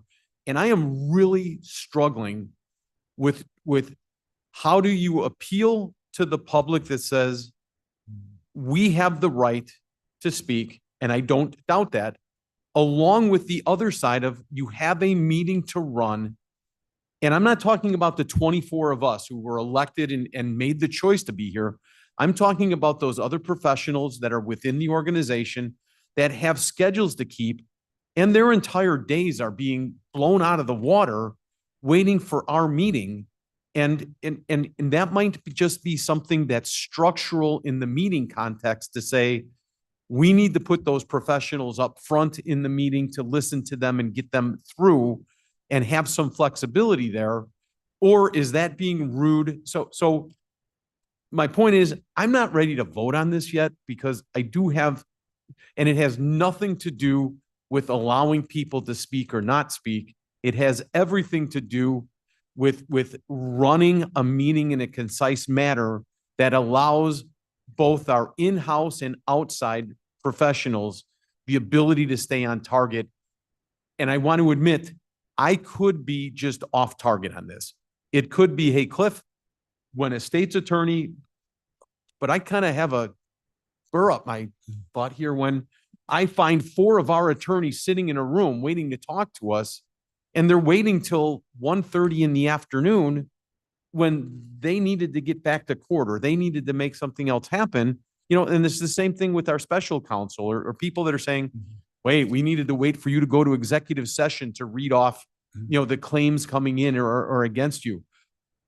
Can we just put those executive sessions way up front so we could get those professionals in and out? Or is that being rude to the residents that want to come and speak? I don't know the answer. Lots of times I'll say things and it's rhetorical, but this is not. I'm being really honest. I'm at a crossroads on this and I don't know what the proper thing to do is. And Madam Chair, I'm not directing it to you. I'm not directing it to the state's attorney, but I am directing that to my 24 colleagues to say, whatever we want to do, but we're the ones who control the meetings. And I don't know that we're being as efficient as we can or responsive to our professionals or to the residents. And we're just kind of coming across as a little wishy-washy. So Thank you. We've got a number of speakers. So I'd like to have Mr. Linder speak first. Thank you, Madam Chair. I have a couple of comments and then I'll make a motion as well. It's frustrating sometimes to go through this entire list of people who signed up and have them all saying the same thing, or many of them saying the same thing. And we would get more people in if people would organize themselves so that we were getting their pieces in at one time. Another thing we could do is we could put a couple chairs behind the speaker and call people 3 at a time so that the next speaker would be seated right behind the speaker. But I am going to move to amend this ordinance to say that basically it would be 3 minutes apiece for 45 minutes, which will expand us to 15 speakers. And in fact, if some people don't take their whole 3 minutes, we might get 16, 17, 18. But my amendment would be to say that we're going to go 15 minutes total, or 30 minutes total, with 3 minutes speaks each. Could you, I'm a bit confused.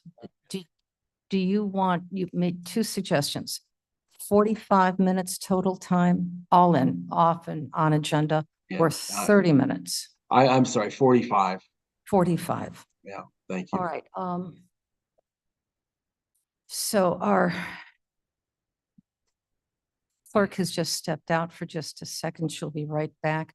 So I believe we have a motion. We have an amendment. Bates seconds. To amend, and we have second. Bates seconds. 40. Motion to amend to 40 from 30 minutes to 45 minutes total time. I'm sure. All right. We have a motion and a second. Mr. Tepe. Thank you, Madam Chair. Cliff, I really want to thank you for expressing your concerns and frustrations because I agree with all of them and more. believe it or not, I think every member of this board really wants to be responsive to everybody that's coming here.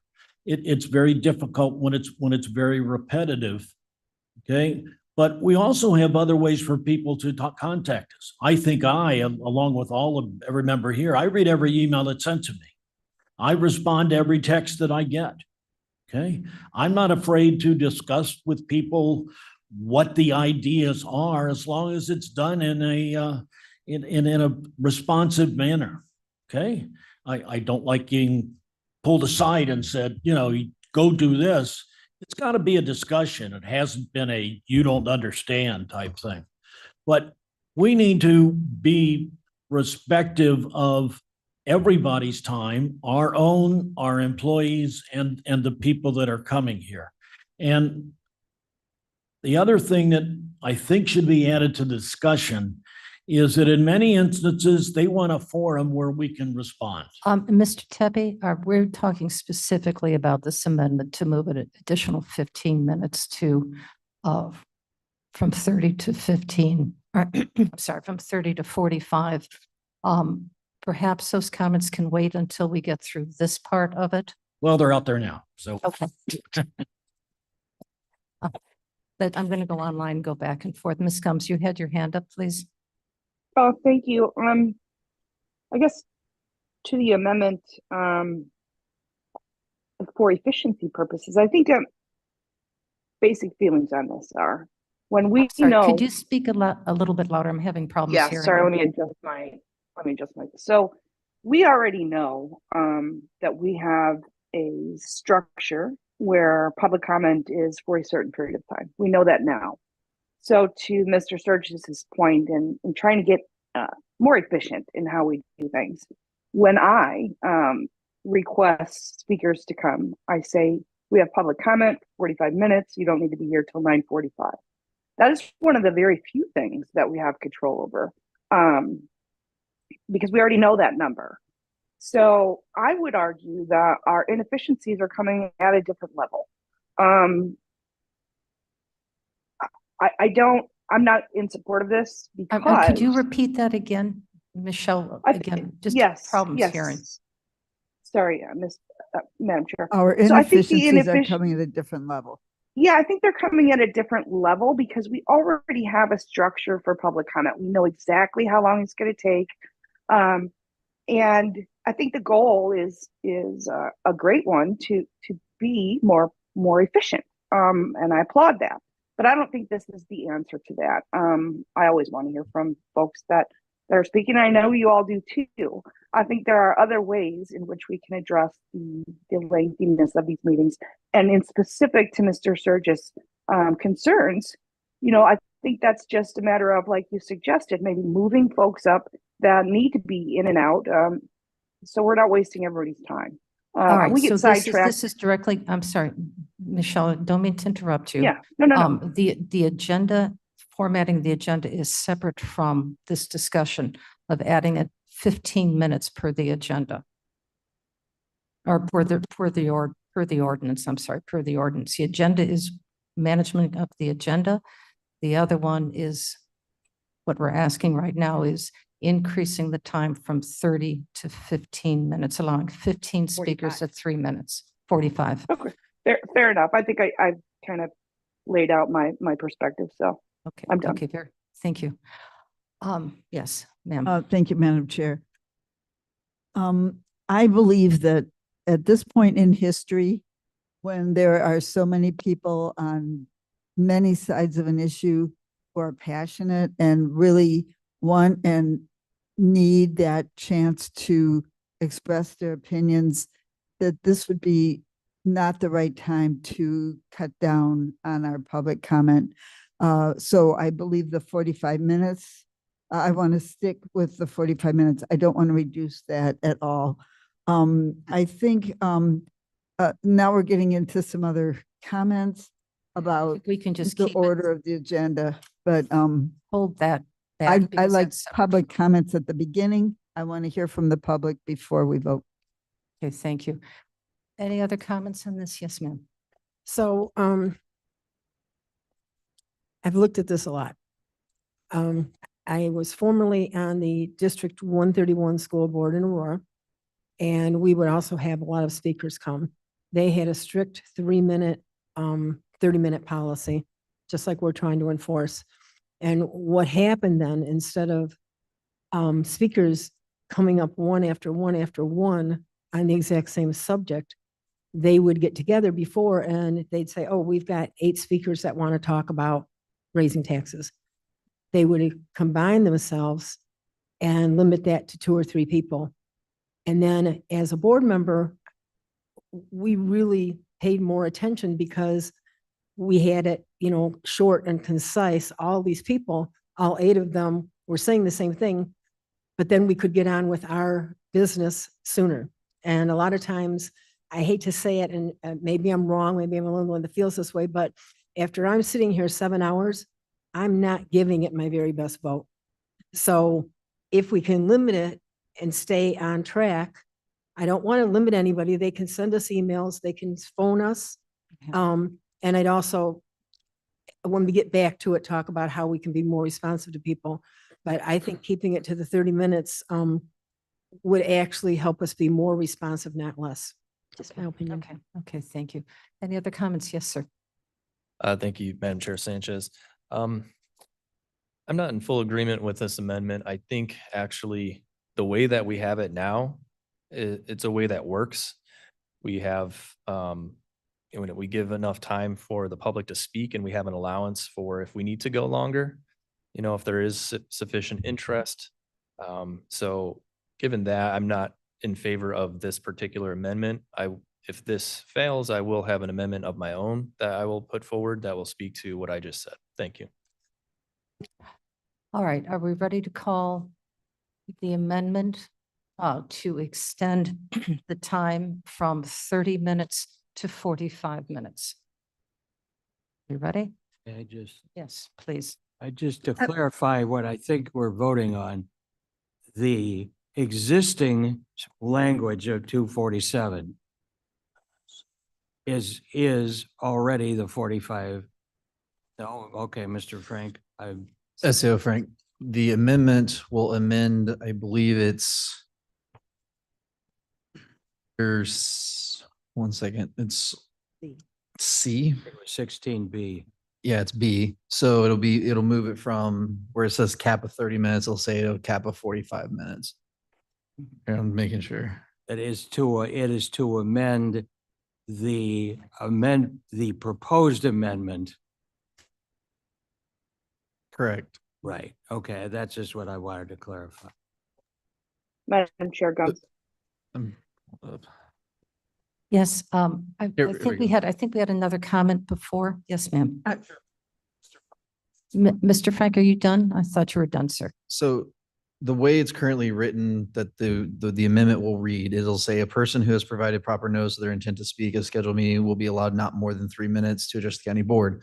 Unless extended by a majority vote of the board members present, the total time of public comment at the scheduled meeting shall be limited to 30 minutes. That will be stricken. 30 minutes will be stricken to 45 minutes. That is the amendment you will be voting on. And that's under C. Correct. On page 313, 314. Correct.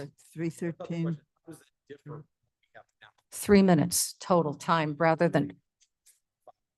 So 5 minutes and then 3 minutes off agenda. Everyone gets 3. You will be eliminating the distinction between on agenda and off agenda. We will. And I believe it. You will no longer have, you will have a single public comment. Everybody will be limited through 3 minutes up to a total time of 45 minutes, and all that will happen at the beginning instead of bifurcating to a beginning and an end. May I ask? The discretion of the chair to extend the time is being eliminated. But it does say. But the board can decide. Board can decide. Correct. So we could take a vote on the board. So that is not eliminated. Yes, ma'am. May I ask Oh, Assistant Attorney absolutely. a question?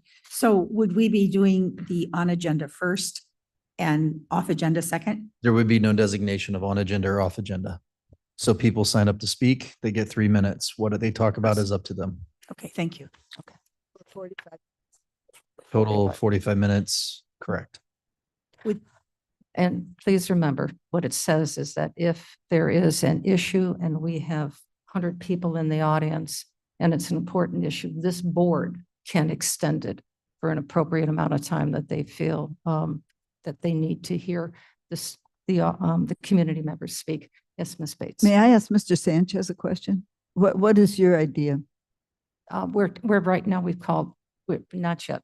Gotta wait till we take this. But it would affect my vote if he has I an think, idea. I think the question is appropriate. Very good. My thought is to leave it as it is, except to have non-agenda items immediately after the agenda items to get everything done at once. Do you want agenda and non-agenda? Do you want to keep the 5 minutes and the 3 minutes then? Yes, and the option for the chairman to extend. So you're really basically keeping it the way it is. Yeah, That's it's not exactly It the it just same. moves non-agenda after agenda. Now we have it separated. Well, we've moved that already. That's just an agenda move. So that's already the case. It's not. It would require a formal Okay. policy change. You have independently each month moved it. Yes. Yeah, oh, thank you, Madam Chair. I know this is I think the idea of 3 minutes instead of 5 minutes is a good one because people can speak succinctly, but we will get more people a turn to speak. So By I four think more, that- 4 more speakers. I think that would be better. So there'll be Madam Chair, more opportunity for Could we speak. put page 313 up there? Could we have 313 of the ordinance? Thank you. It goes from my page 313 to 314. It wraps over.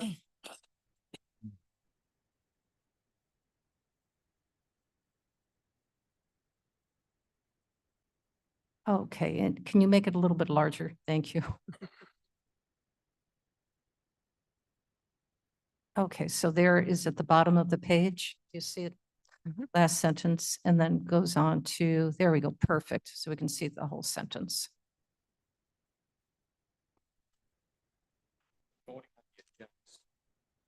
No, sir. We're voting on the amendment. Yes. Yeah. All right. Has everybody had a chance to reflect on this now? You understand where you're going to be voting on extending? Would, Madam Chair, would you please have the? Yeah. Yes, would you Mr. Please have Tepe. the amendment read again. All right. Could you read the amendment? The amendment is to change 16C, where it reads, a person who has provided proper notice of their intent to speak at a scheduled meeting will be allowed not more than 3 minutes to address the county board, unless extended by the majority vote of the county board present. The total time for public comment at a scheduled meeting shall be limited to 45 minutes. All right. Clerk, please take the roll. Allen, Allen, aye. Bates, Bates, yes. Berman, Gums, Gums, no. Caius. Oh, he's away, okay. Kenyon, Yes. Lewis, Lewis, no. Linder. He had to leave. Oh, I'm sorry, he's still on there. Okay. Molina, Molina, yes. Sanchez, Sanchez, no. Strathman, Yes. Surges, Tepe. No.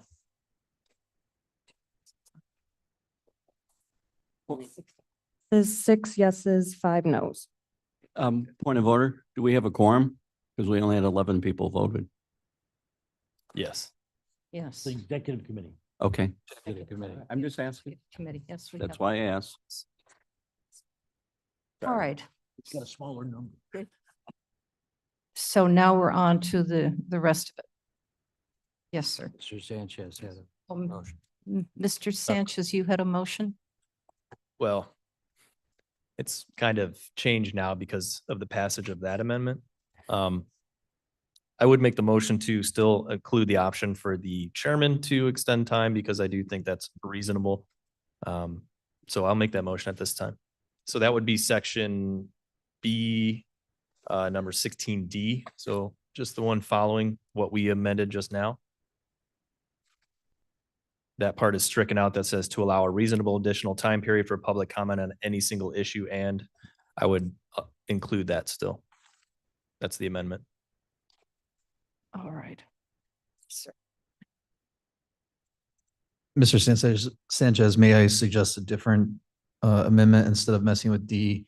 If we change it to unless extended by the majority of the board or by the chairman of the board, that would allow then for it to be extended by either or In section C. in section C, And C. instead of kind of modifying D, since it's not really pertaining to it directly, C does now. So if we add, you can do an either or situation there. Yeah, that's fine. That's clean. And this includes committee chairs as well, correct? That's, It's chair of the meeting. Yes, we can make it read that way.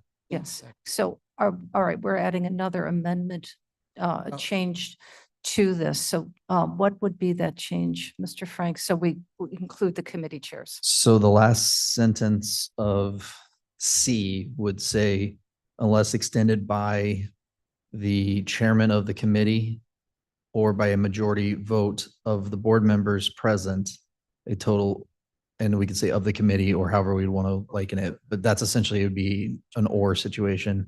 A total time of public comment shall be, or at a scheduled meeting shall be limited to 45 minutes. So chair of the committees, chair of committees or Or the board. board. I'm making sure real quick. Okay. Timeout.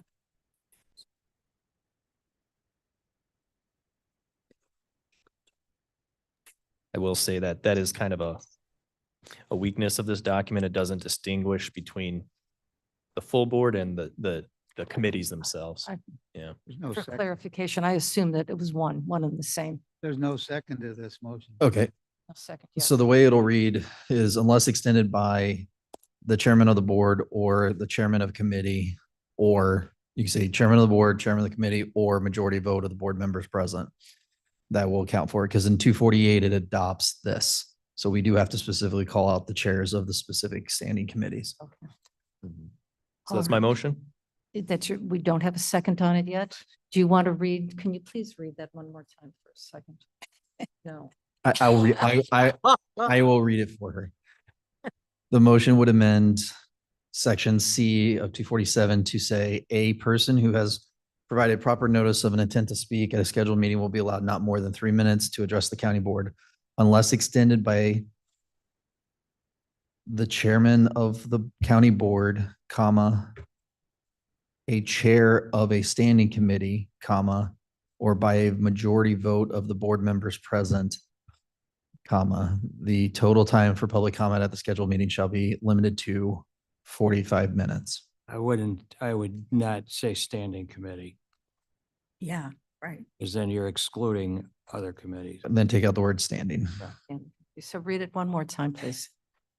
Unless extended by the chairperson of the county board, comma, the chair of a committee, comma, or a majority vote of the board members present.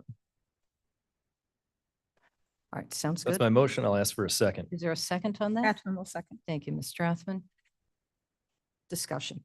Surges, I am, John, I think we're painting ourselves into a pickle here saying, what if a county board chair wants to allow and the county board does not? And now you're into a bigger pickle. I mean, I am not comfortable giving that power to a county board chair when you have 24 elected officials that are charged with governance. That would be a policy question for you all to decide. For you to decide. Yes, Don't blame the messenger. yes. I'm sorry, Yes. Berman, under our current, doesn't the county board chairman have the ability now to extend that length of time? I mean, I don't know what the heck we're doing, talking about changing. All we're saying is we're increasing to 45 minutes. We're taking from 5 minutes down to 3 minutes. I think what we have is fine. I don't know why we're even And talking about something different. the way I've always operated, if I may comment on that, I've always asked for your consensus to move it forward. May I do this? And you will either say yay or nay. And I believe you've all acted in the same capacity to your committees, represented to your committees. May I do this? Yes or no? So that's just good protocol. So if I might, just to, Dale kind of said what I was going to say, but we're essentially keeping it the way it is, just making it more clear. Well, yeah. You're also, Call the vote. Pepro, you're also technically adding, You're clarifying that it also would apply to committee chairs Correct. to extend time. More clarity. Question, please. Yes. Are we Spence. back to 5 and 3? No, no, Or no. are we- That That's already amendment changed. passed. That's Okay, changed. We're okay. just talking about extending time. To the chairman, okay. All right, are you ready to take this vote on the amendment? Yes. Could you read it one more time, Mr. Frank, please? C will state, a person who has provided proper notice of their intent to speak at a scheduled meeting will be allowed not more than 3 minutes to address the county board, unless extended by the chairperson of the county board, comma, a chair of a committee, comma, or a majority vote of the board members present. The total time for public comment at a scheduled meeting shall be limited to 45 minutes. Okay, okay. And this, I assume, just for my own clarity, is this a hand vote or is this a roll call vote? I would go ahead and do a roll call vote just for Roll call vote. clarity on this. Okay, okay, roll call vote. All right, are you ready for your roll call vote? Okay, clerk, please call the roll. Allen, Allen, aye. Bates, Bates, no. Berman, Berman, no. Davis, Gums, Gums, no. Caius, Caius, no. Kenyon, No. Lewis, Lewis, no. Molina, Molina, yes. Sanchez, Sanchez, yes. Strathman, Strathman, yes. Surges, Surges, no. Tepe. Tepe, yes. It fails 6 noes, 5 yeses. All right, Back to the original. back to the original. As amended. As amended, as amended. It's amended. Back to the original as amended, but not the original text of the county code. The original text of the amendment introduced as amended. Yes, sir. Yes, sir. Again, I am going to voice that, if I can agree with Mr. Berman on this, I don't think any changes are needed at this time, other than the efficiency of a meeting. And might I suggest that this is an agenda topic, and I'm not quite sure how that's addressed. Mr. Frank might be able to help it out, but if you simply said for example, meeting begins at 9 o'clock for public comment and ends at 9:45, and our professionals can come in at 9:46 to start the business meeting and plan their days accordingly from there, I would be A-okay with that. But that would require some modification of an agenda, but you would be able to structure your meeting based on giving the maximum amount of public comment, and that 2/3 or chair could extend, but give our professionals the ability to work within parameters of saying the meeting begins at 9:46 and they can build their schedules around that. I'm comfortable with, and I would be voting no on this and encouraging that sort of agenda maneuver to try and see if we can, if that solves the problem, and give that a period of time. Mr. Frank, yes, please. SAO Frank. So the one thing I can speak to this is this was done in large consultation with our office. A lot of the changes we made in here were specifically geared towards the concepts of efficiency, making sure that the public commenters have their opportunity to get their speak. And if they want to stick around, great, but they aren't forced to. One of the other things we did is, if you look, we moved closed session up as far as we could. Specifically, we moved it up to a point where the only thing that's really in front of it are things that are kind of a known commodity. In other words, consent agenda, stuff that's not going to have a long debate. Most of anything that was left that would have any kind of a long debate, for example, zoning petitions, resolutions, ordinances, and other scheduled matters, which would be off consent. as well as new and unfinished business, which could also be off consent. All of those things were pushed till after the closed session. This was also done largely because of the zoning petitions becoming extremely legal and extremely controversial and long. So we were having situations where we had one meeting where we didn't even get to consent agenda 5 hours, 6 hours into this. That created a major issue for a lot of the departments who had anticipated those bills being paid that month. It had to get pushed back another 2 weeks. So our office heard a lot about that because they didn't know, can we go forward? Can we not go forward? And we had explained to them, no, you cannot. So zoning petitions was specifically moved down just because of the nature. Now, if they become far less, time consuming, stuff like that, you guys can always move it back up. In regards to the concern as it relates to professionals that are being called by me or the SA Mosser, I'm not particularly worried about a situation where it happens right after consent. That's okay. We have a general idea of how long consent takes, so we can still account for that. Anybody that's internal in my office, if they can't stay, I can take care of that. For our special ASAs, that's the biggest concern because they have to account for their day for it.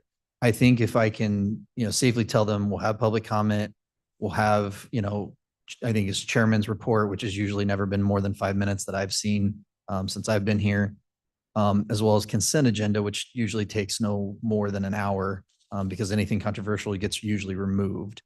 Then I can account for it that way. So to kind of address the question that's being presented or the concern, I can tell you that I do not have the concern anymore that I did with the way you guys are currently running it. Right now, executive is pushed all the way to the end. And so what we've routinely had to do is ask for the indulgence of Madam Chair to move us all the way up. And that can sometimes be problematic when we have other issues that you may want to get to before we go to a closed session that, sometimes we have really important stuff for closed, sometimes we do not. So sometimes we've even had to bifurcate it. So all that to say is these changes plus a lot of the other changes you're seeing in here were heavily requested by specifically the civil division, as well as kind of in consultation with a number of you to make it in a way that we could prioritize kind of the things that are going to go quickly first, get the professionals in, and then you guys can go into, if you want to go 10 hours, go 10 hours, but that'll all be done at the end. And so people aren't beholden to it, especially non-agenda speakers. Okay, thank you. Didn't Ms. even choke at 10 hours. You just. Well, I hope we don't do 10 hours because then you are buying us dinner as well, Mr. Sturgis. Ms. Molina, your hand is up, please. Oh, thank you, Madam Chair. I lowered it. I was going to say what Mr. Frank said, but in a shorter period of time. I have nothing else to add.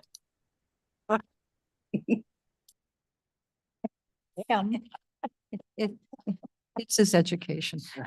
I have a question for SEO Frank. Are you saying that somewhere in here that I missed, there's something about the agenda that we are moving executive session up to the beginning? Yeah, so if you look at under A, and I'll try to be quick to satisfy certain board members. But if you look at A, so under page 311.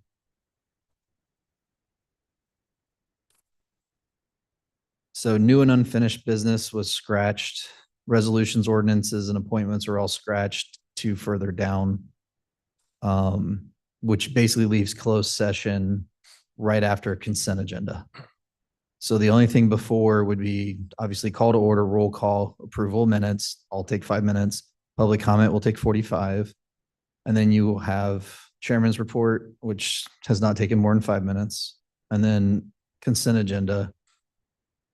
Oh, okay. And then immediately to closed. Thank you. Okay. Where, Yeah, yes, sir.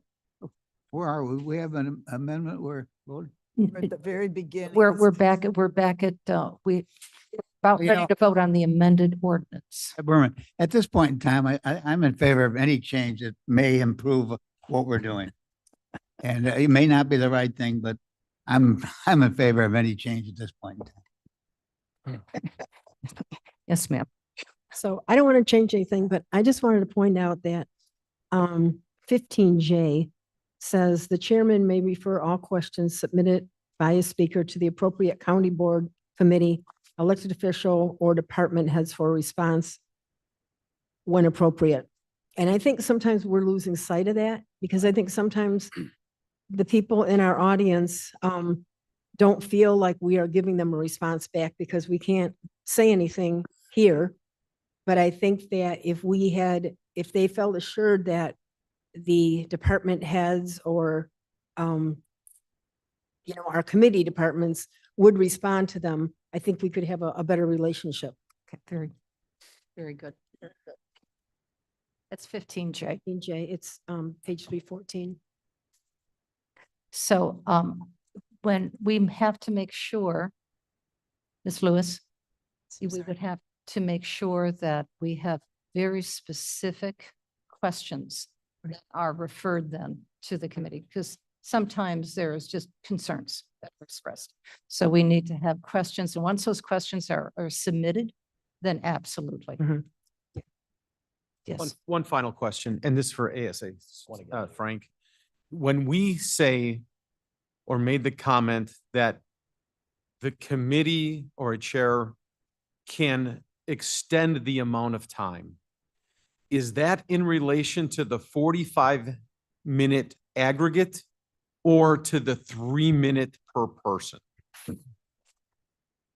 SAO Frank, that'll be as related to the 45 minutes.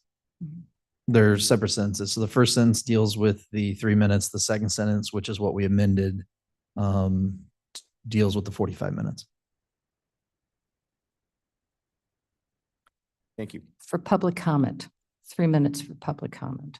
And I see you, Mr. Sanchez. Please remember that in addition to public comment, verbal public comment, any member of the community can submit written comment to us without restriction of length of page to us, but noon before the meeting, any of your meetings, any of the committee meetings, which will be included in your packet.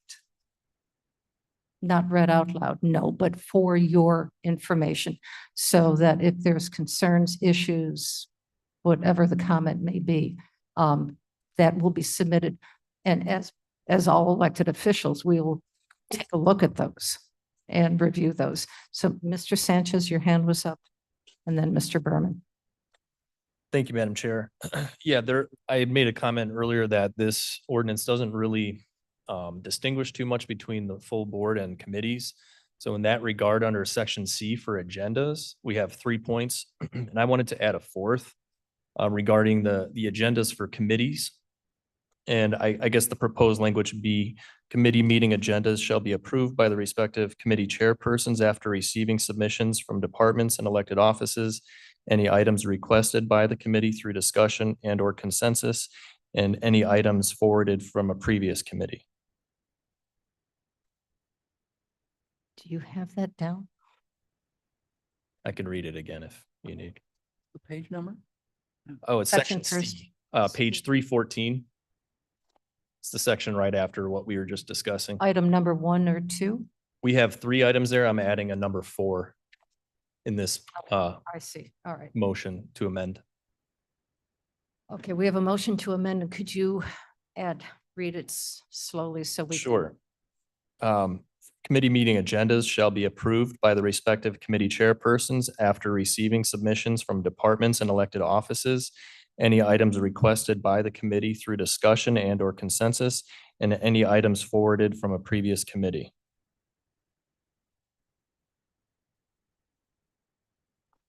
All right. Do you have that? Point of order, what item is that under? It's under section C, and it would be creating an item number 4 underneath it. Number 4. So Page number? we have a motion. Is there- 314, it's right up there. Is there a second on that? Allen seconds. Thank you, Ms. Allen. All right, discussion.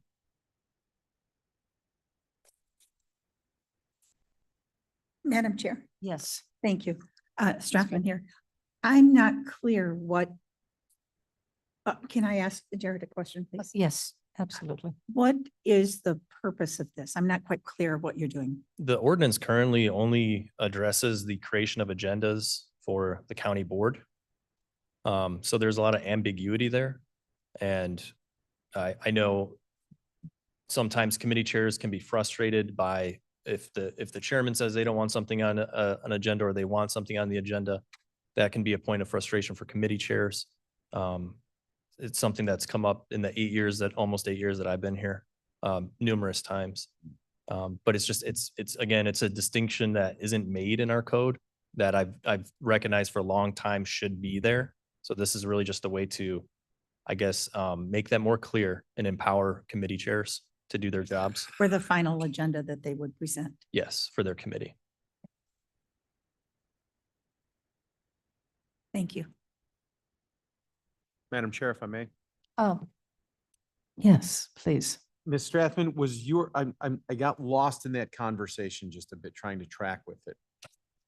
Jared, your amendment is specific to a committee, but I think the statement was specific to the board level and past frustrations with the board trying to get an item on the agenda when a chairman chooses to or not to place something on an agenda. That's a separate issue that has also come up in my time. Is that issue, that's what I thought you were trying to address. No, And I think you were talking and I was hearing that, but it wasn't right. Yeah, this relates just to committee agendas because there's no real distinction for committee agenda creation in our code. So it's kind of a hole there that I'm trying to fill. Okay. And in item C number 1, that, Mr. Frank, that is addressing the county board agenda. It clearly says it there, yes. With the advice of the executive committee doesn't set the agenda for any other meeting other than the full county board. So it's implied even in there. So when it says with advice, if this committee said we want something on agenda, does a chairperson, whoever that chairperson, I don't mean that, that's not specific to you. Does a chairperson, whoever that might be, have the ability to remove something or add it, or can the executive committee put it on? As it stands right now, In that, right there. Mr. Frank, I recognize you. thank you. As it stands right now, and we'll get to this in a second, but as it stands right now, any chair has the authority to prevent or add resolutions, ordinances onto their agenda. They control the agenda. That said, what we've advised county board members when they want to have something added onto the agenda is bring it up in new business and have it added for the next month's meeting. The other thing you can do is call for a special county board meeting if we're talking about the board level. What I think the two issues that have arisen, and I don't think this change addresses it because I don't believe we made any changes to C at all. So it's still going to be the same thing. What I think I hear you're saying, and correct me if I'm wrong, is a situation where it's past a standing committee. It's supposed to go to executive and then the chairperson says, I'm not going to put it on executive, which is different than a situation like a proclamation that's come up where it wasn't put on to the county board at that level. Those would be the two different situations, correct? Ultimately, it just empowers committee chairmen to create their agendas as they understand it to be the best that it should be, rather than. Yeah, we're apples and oranges. Madam Chair, I'm sorry, we're apples and oranges. You're talking committee chair and I'm talking county board. Yeah, I'm trying to agenda. be as clear as possible by just talking about committee agendas because it isn't Right, so my reflected question in the to you code. was at board level, not committee level. Apologies, I'm even confused by this. So are you saying you would like to keep it the same, which is chairpersons already have autonomy completely? Because they already do. Chairman of committees. Yes. It's not stated in the code anywhere. And as it's been since I've been here, the chairman of the board always seems to have final approval over committee agendas. And that's not anywhere in the code. Okay, so you're looking to make that expressly clear. So our interpretation of this has always been that the chair of the committee has control. The chairman of the board does not have control over committee agendas. Okay. In function, that hasn't always been the way that Okay. it operates. So I'm just trying to add clarity because there is no distinction between committee or county board agendas and committee agendas. So trying to keep it very simple. I understand what you're saying now. So yeah, so by adding this language, you would be effectively enforcing through ordinance what is the practice has generally been, or at least it was supposed to be. Whether or not it was being done that way is a different question, but the way the law is currently interpreted is a standing committee chair has complete control over his or her own agenda. So that's a perfectly legal one to add if you would like. Madam Chair, Complete sense. Yes. this is the kind of discussion where we usually say, send it back to committee. This is, you know, This is the committee. This is the committee. This is only the committee. committee that can, well, This is our committee. We're on that one. We don't. Committee. Remember, Ms. Bates, you're all committee chairs, so you're deciding. but to be going into this kind of detail, this kind of debate in an executive committee meeting makes no sense to me. No other committee to do it at, Ms. Bates. So Right. Madam Chair, Have a Mr. Kais. subcommittee.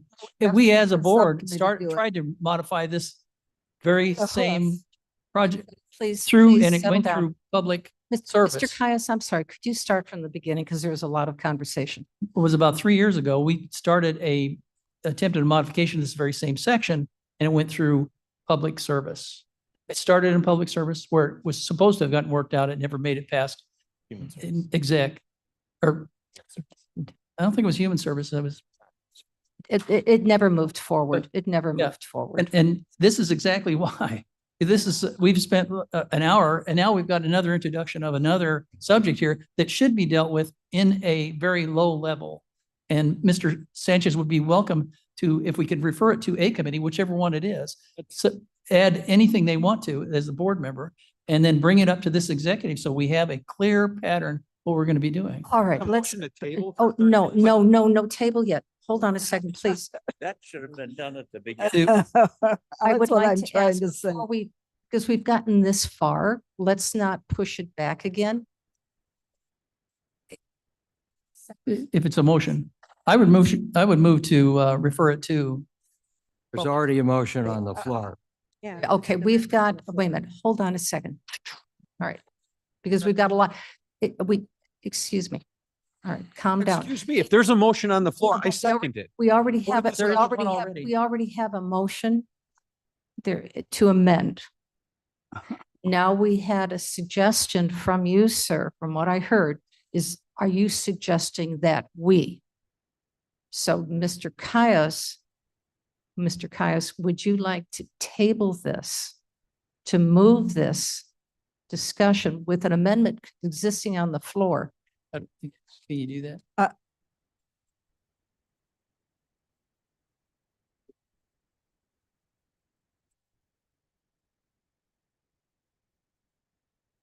Well, Motion on Yeah, the sorry. floor that requires either a withdrawal of the motion or a vote on the motion. Correct.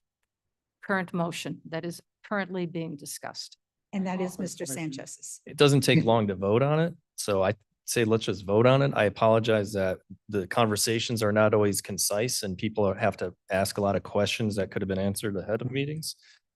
This one's pretty simple. I'm trying to keep it that way. So I'd like to vote on it. Okay, call the roll. Please. Then could we, one more time? Please, sir.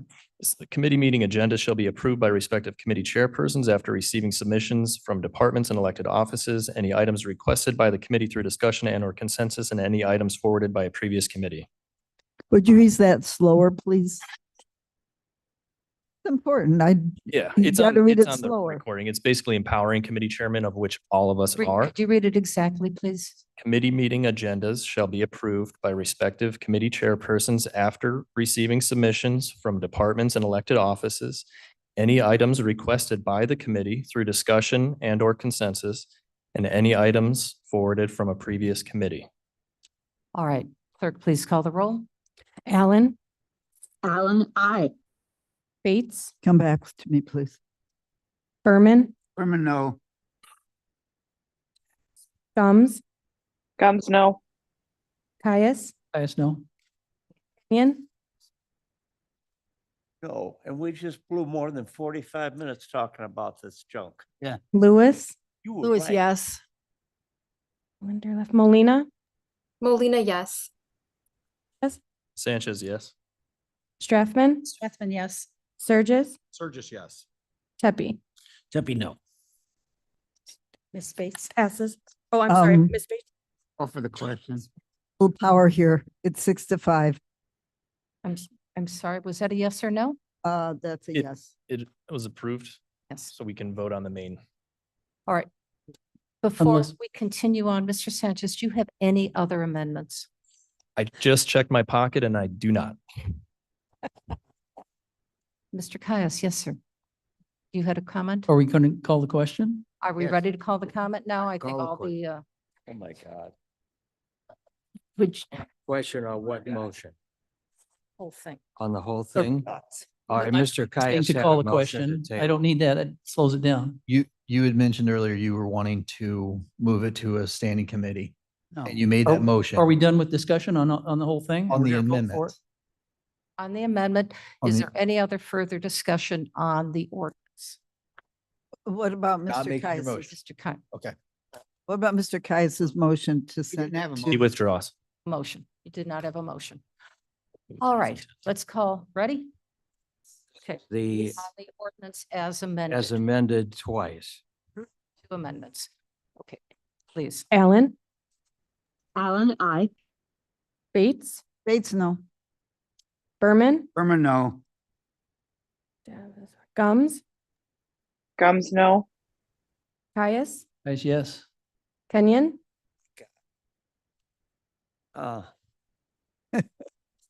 No. God. Lewis, Lewis, yes. Linderlof, Molina, Molina, yes. Sanchez, Sanchez, yes. Strathman, Strathman, yes. Surges, No. Tepe. Tepe, no. Was that a no, sir, or yes? No. There, it is a tie. So I vote yes. It passes. Going to be moved on now to the board, but I do have a question. Because we've made these changes, do we have to table it again for another 30 days for public review? No. Oh, you will just have it come up for a first reading. First reading, Yep. And then it'll go for a second reading and a vote on the second month. all right, so we're moving up to first reading because we've already done first reading. So we've made these changes, so it goes back again to first reading and then we'll, This committee For doesn't this count committee, as the no, first county reading. board. it's county board, yes. Yes, so next week at county board, it'll come up for its first reading. You don't take a vote. It'll come up again for a second reading the month after. That's when you'll take your actual vote on it. And that will not, no, we will not be bringing it back to the executive committee, is that? Correct. Okay, very Correct. good. Thank you. Thank you. All right, thank you all. Okay, so we've got legislative updates. I have no other comments. I do not believe we need an executive session. No executive session today. Mr. Kenyon. Oh, I'm sorry. Hold on. I always forget. Are there any other committee updates? I'm looking. No one online? Are there any, excuse me, I guess I'm just getting a little numb here. Do we have to put something on file, reports on file or end of meetings? Sure, why not? We can, Not in exec. I thought it could. if there's no committee updates. Madam Chair, I and- do have one question. Yes, sir. There was at the last big meeting we had, and I may have missed this date and I apologize, but there was a reference to the acknowledgement of our long-term employees that in the past had always been done at a board meeting, but we were moving it to a non-board meeting type agenda. Has that passed or is that date coming? It's Well, passed. It was weeks It ago. passed. Was that attended? Was Very well attended. Very well very well attended. attended? Okay. It was a lovely event. Karen, we're there. Standing room. only. Everybody was there but you, Cliff. All right, Madam Chair. okay. No, it was a good event. I'd like to move we adjourn, but I don't know why we'd like to stop this, but we spent a lot of Talking about nothing. All right. Well, that's a rhetorical comment. Second. Is there a second? Thank you. Okay, all in favor? I hear no opposition. Have a happy and safe 4th of July, everybody.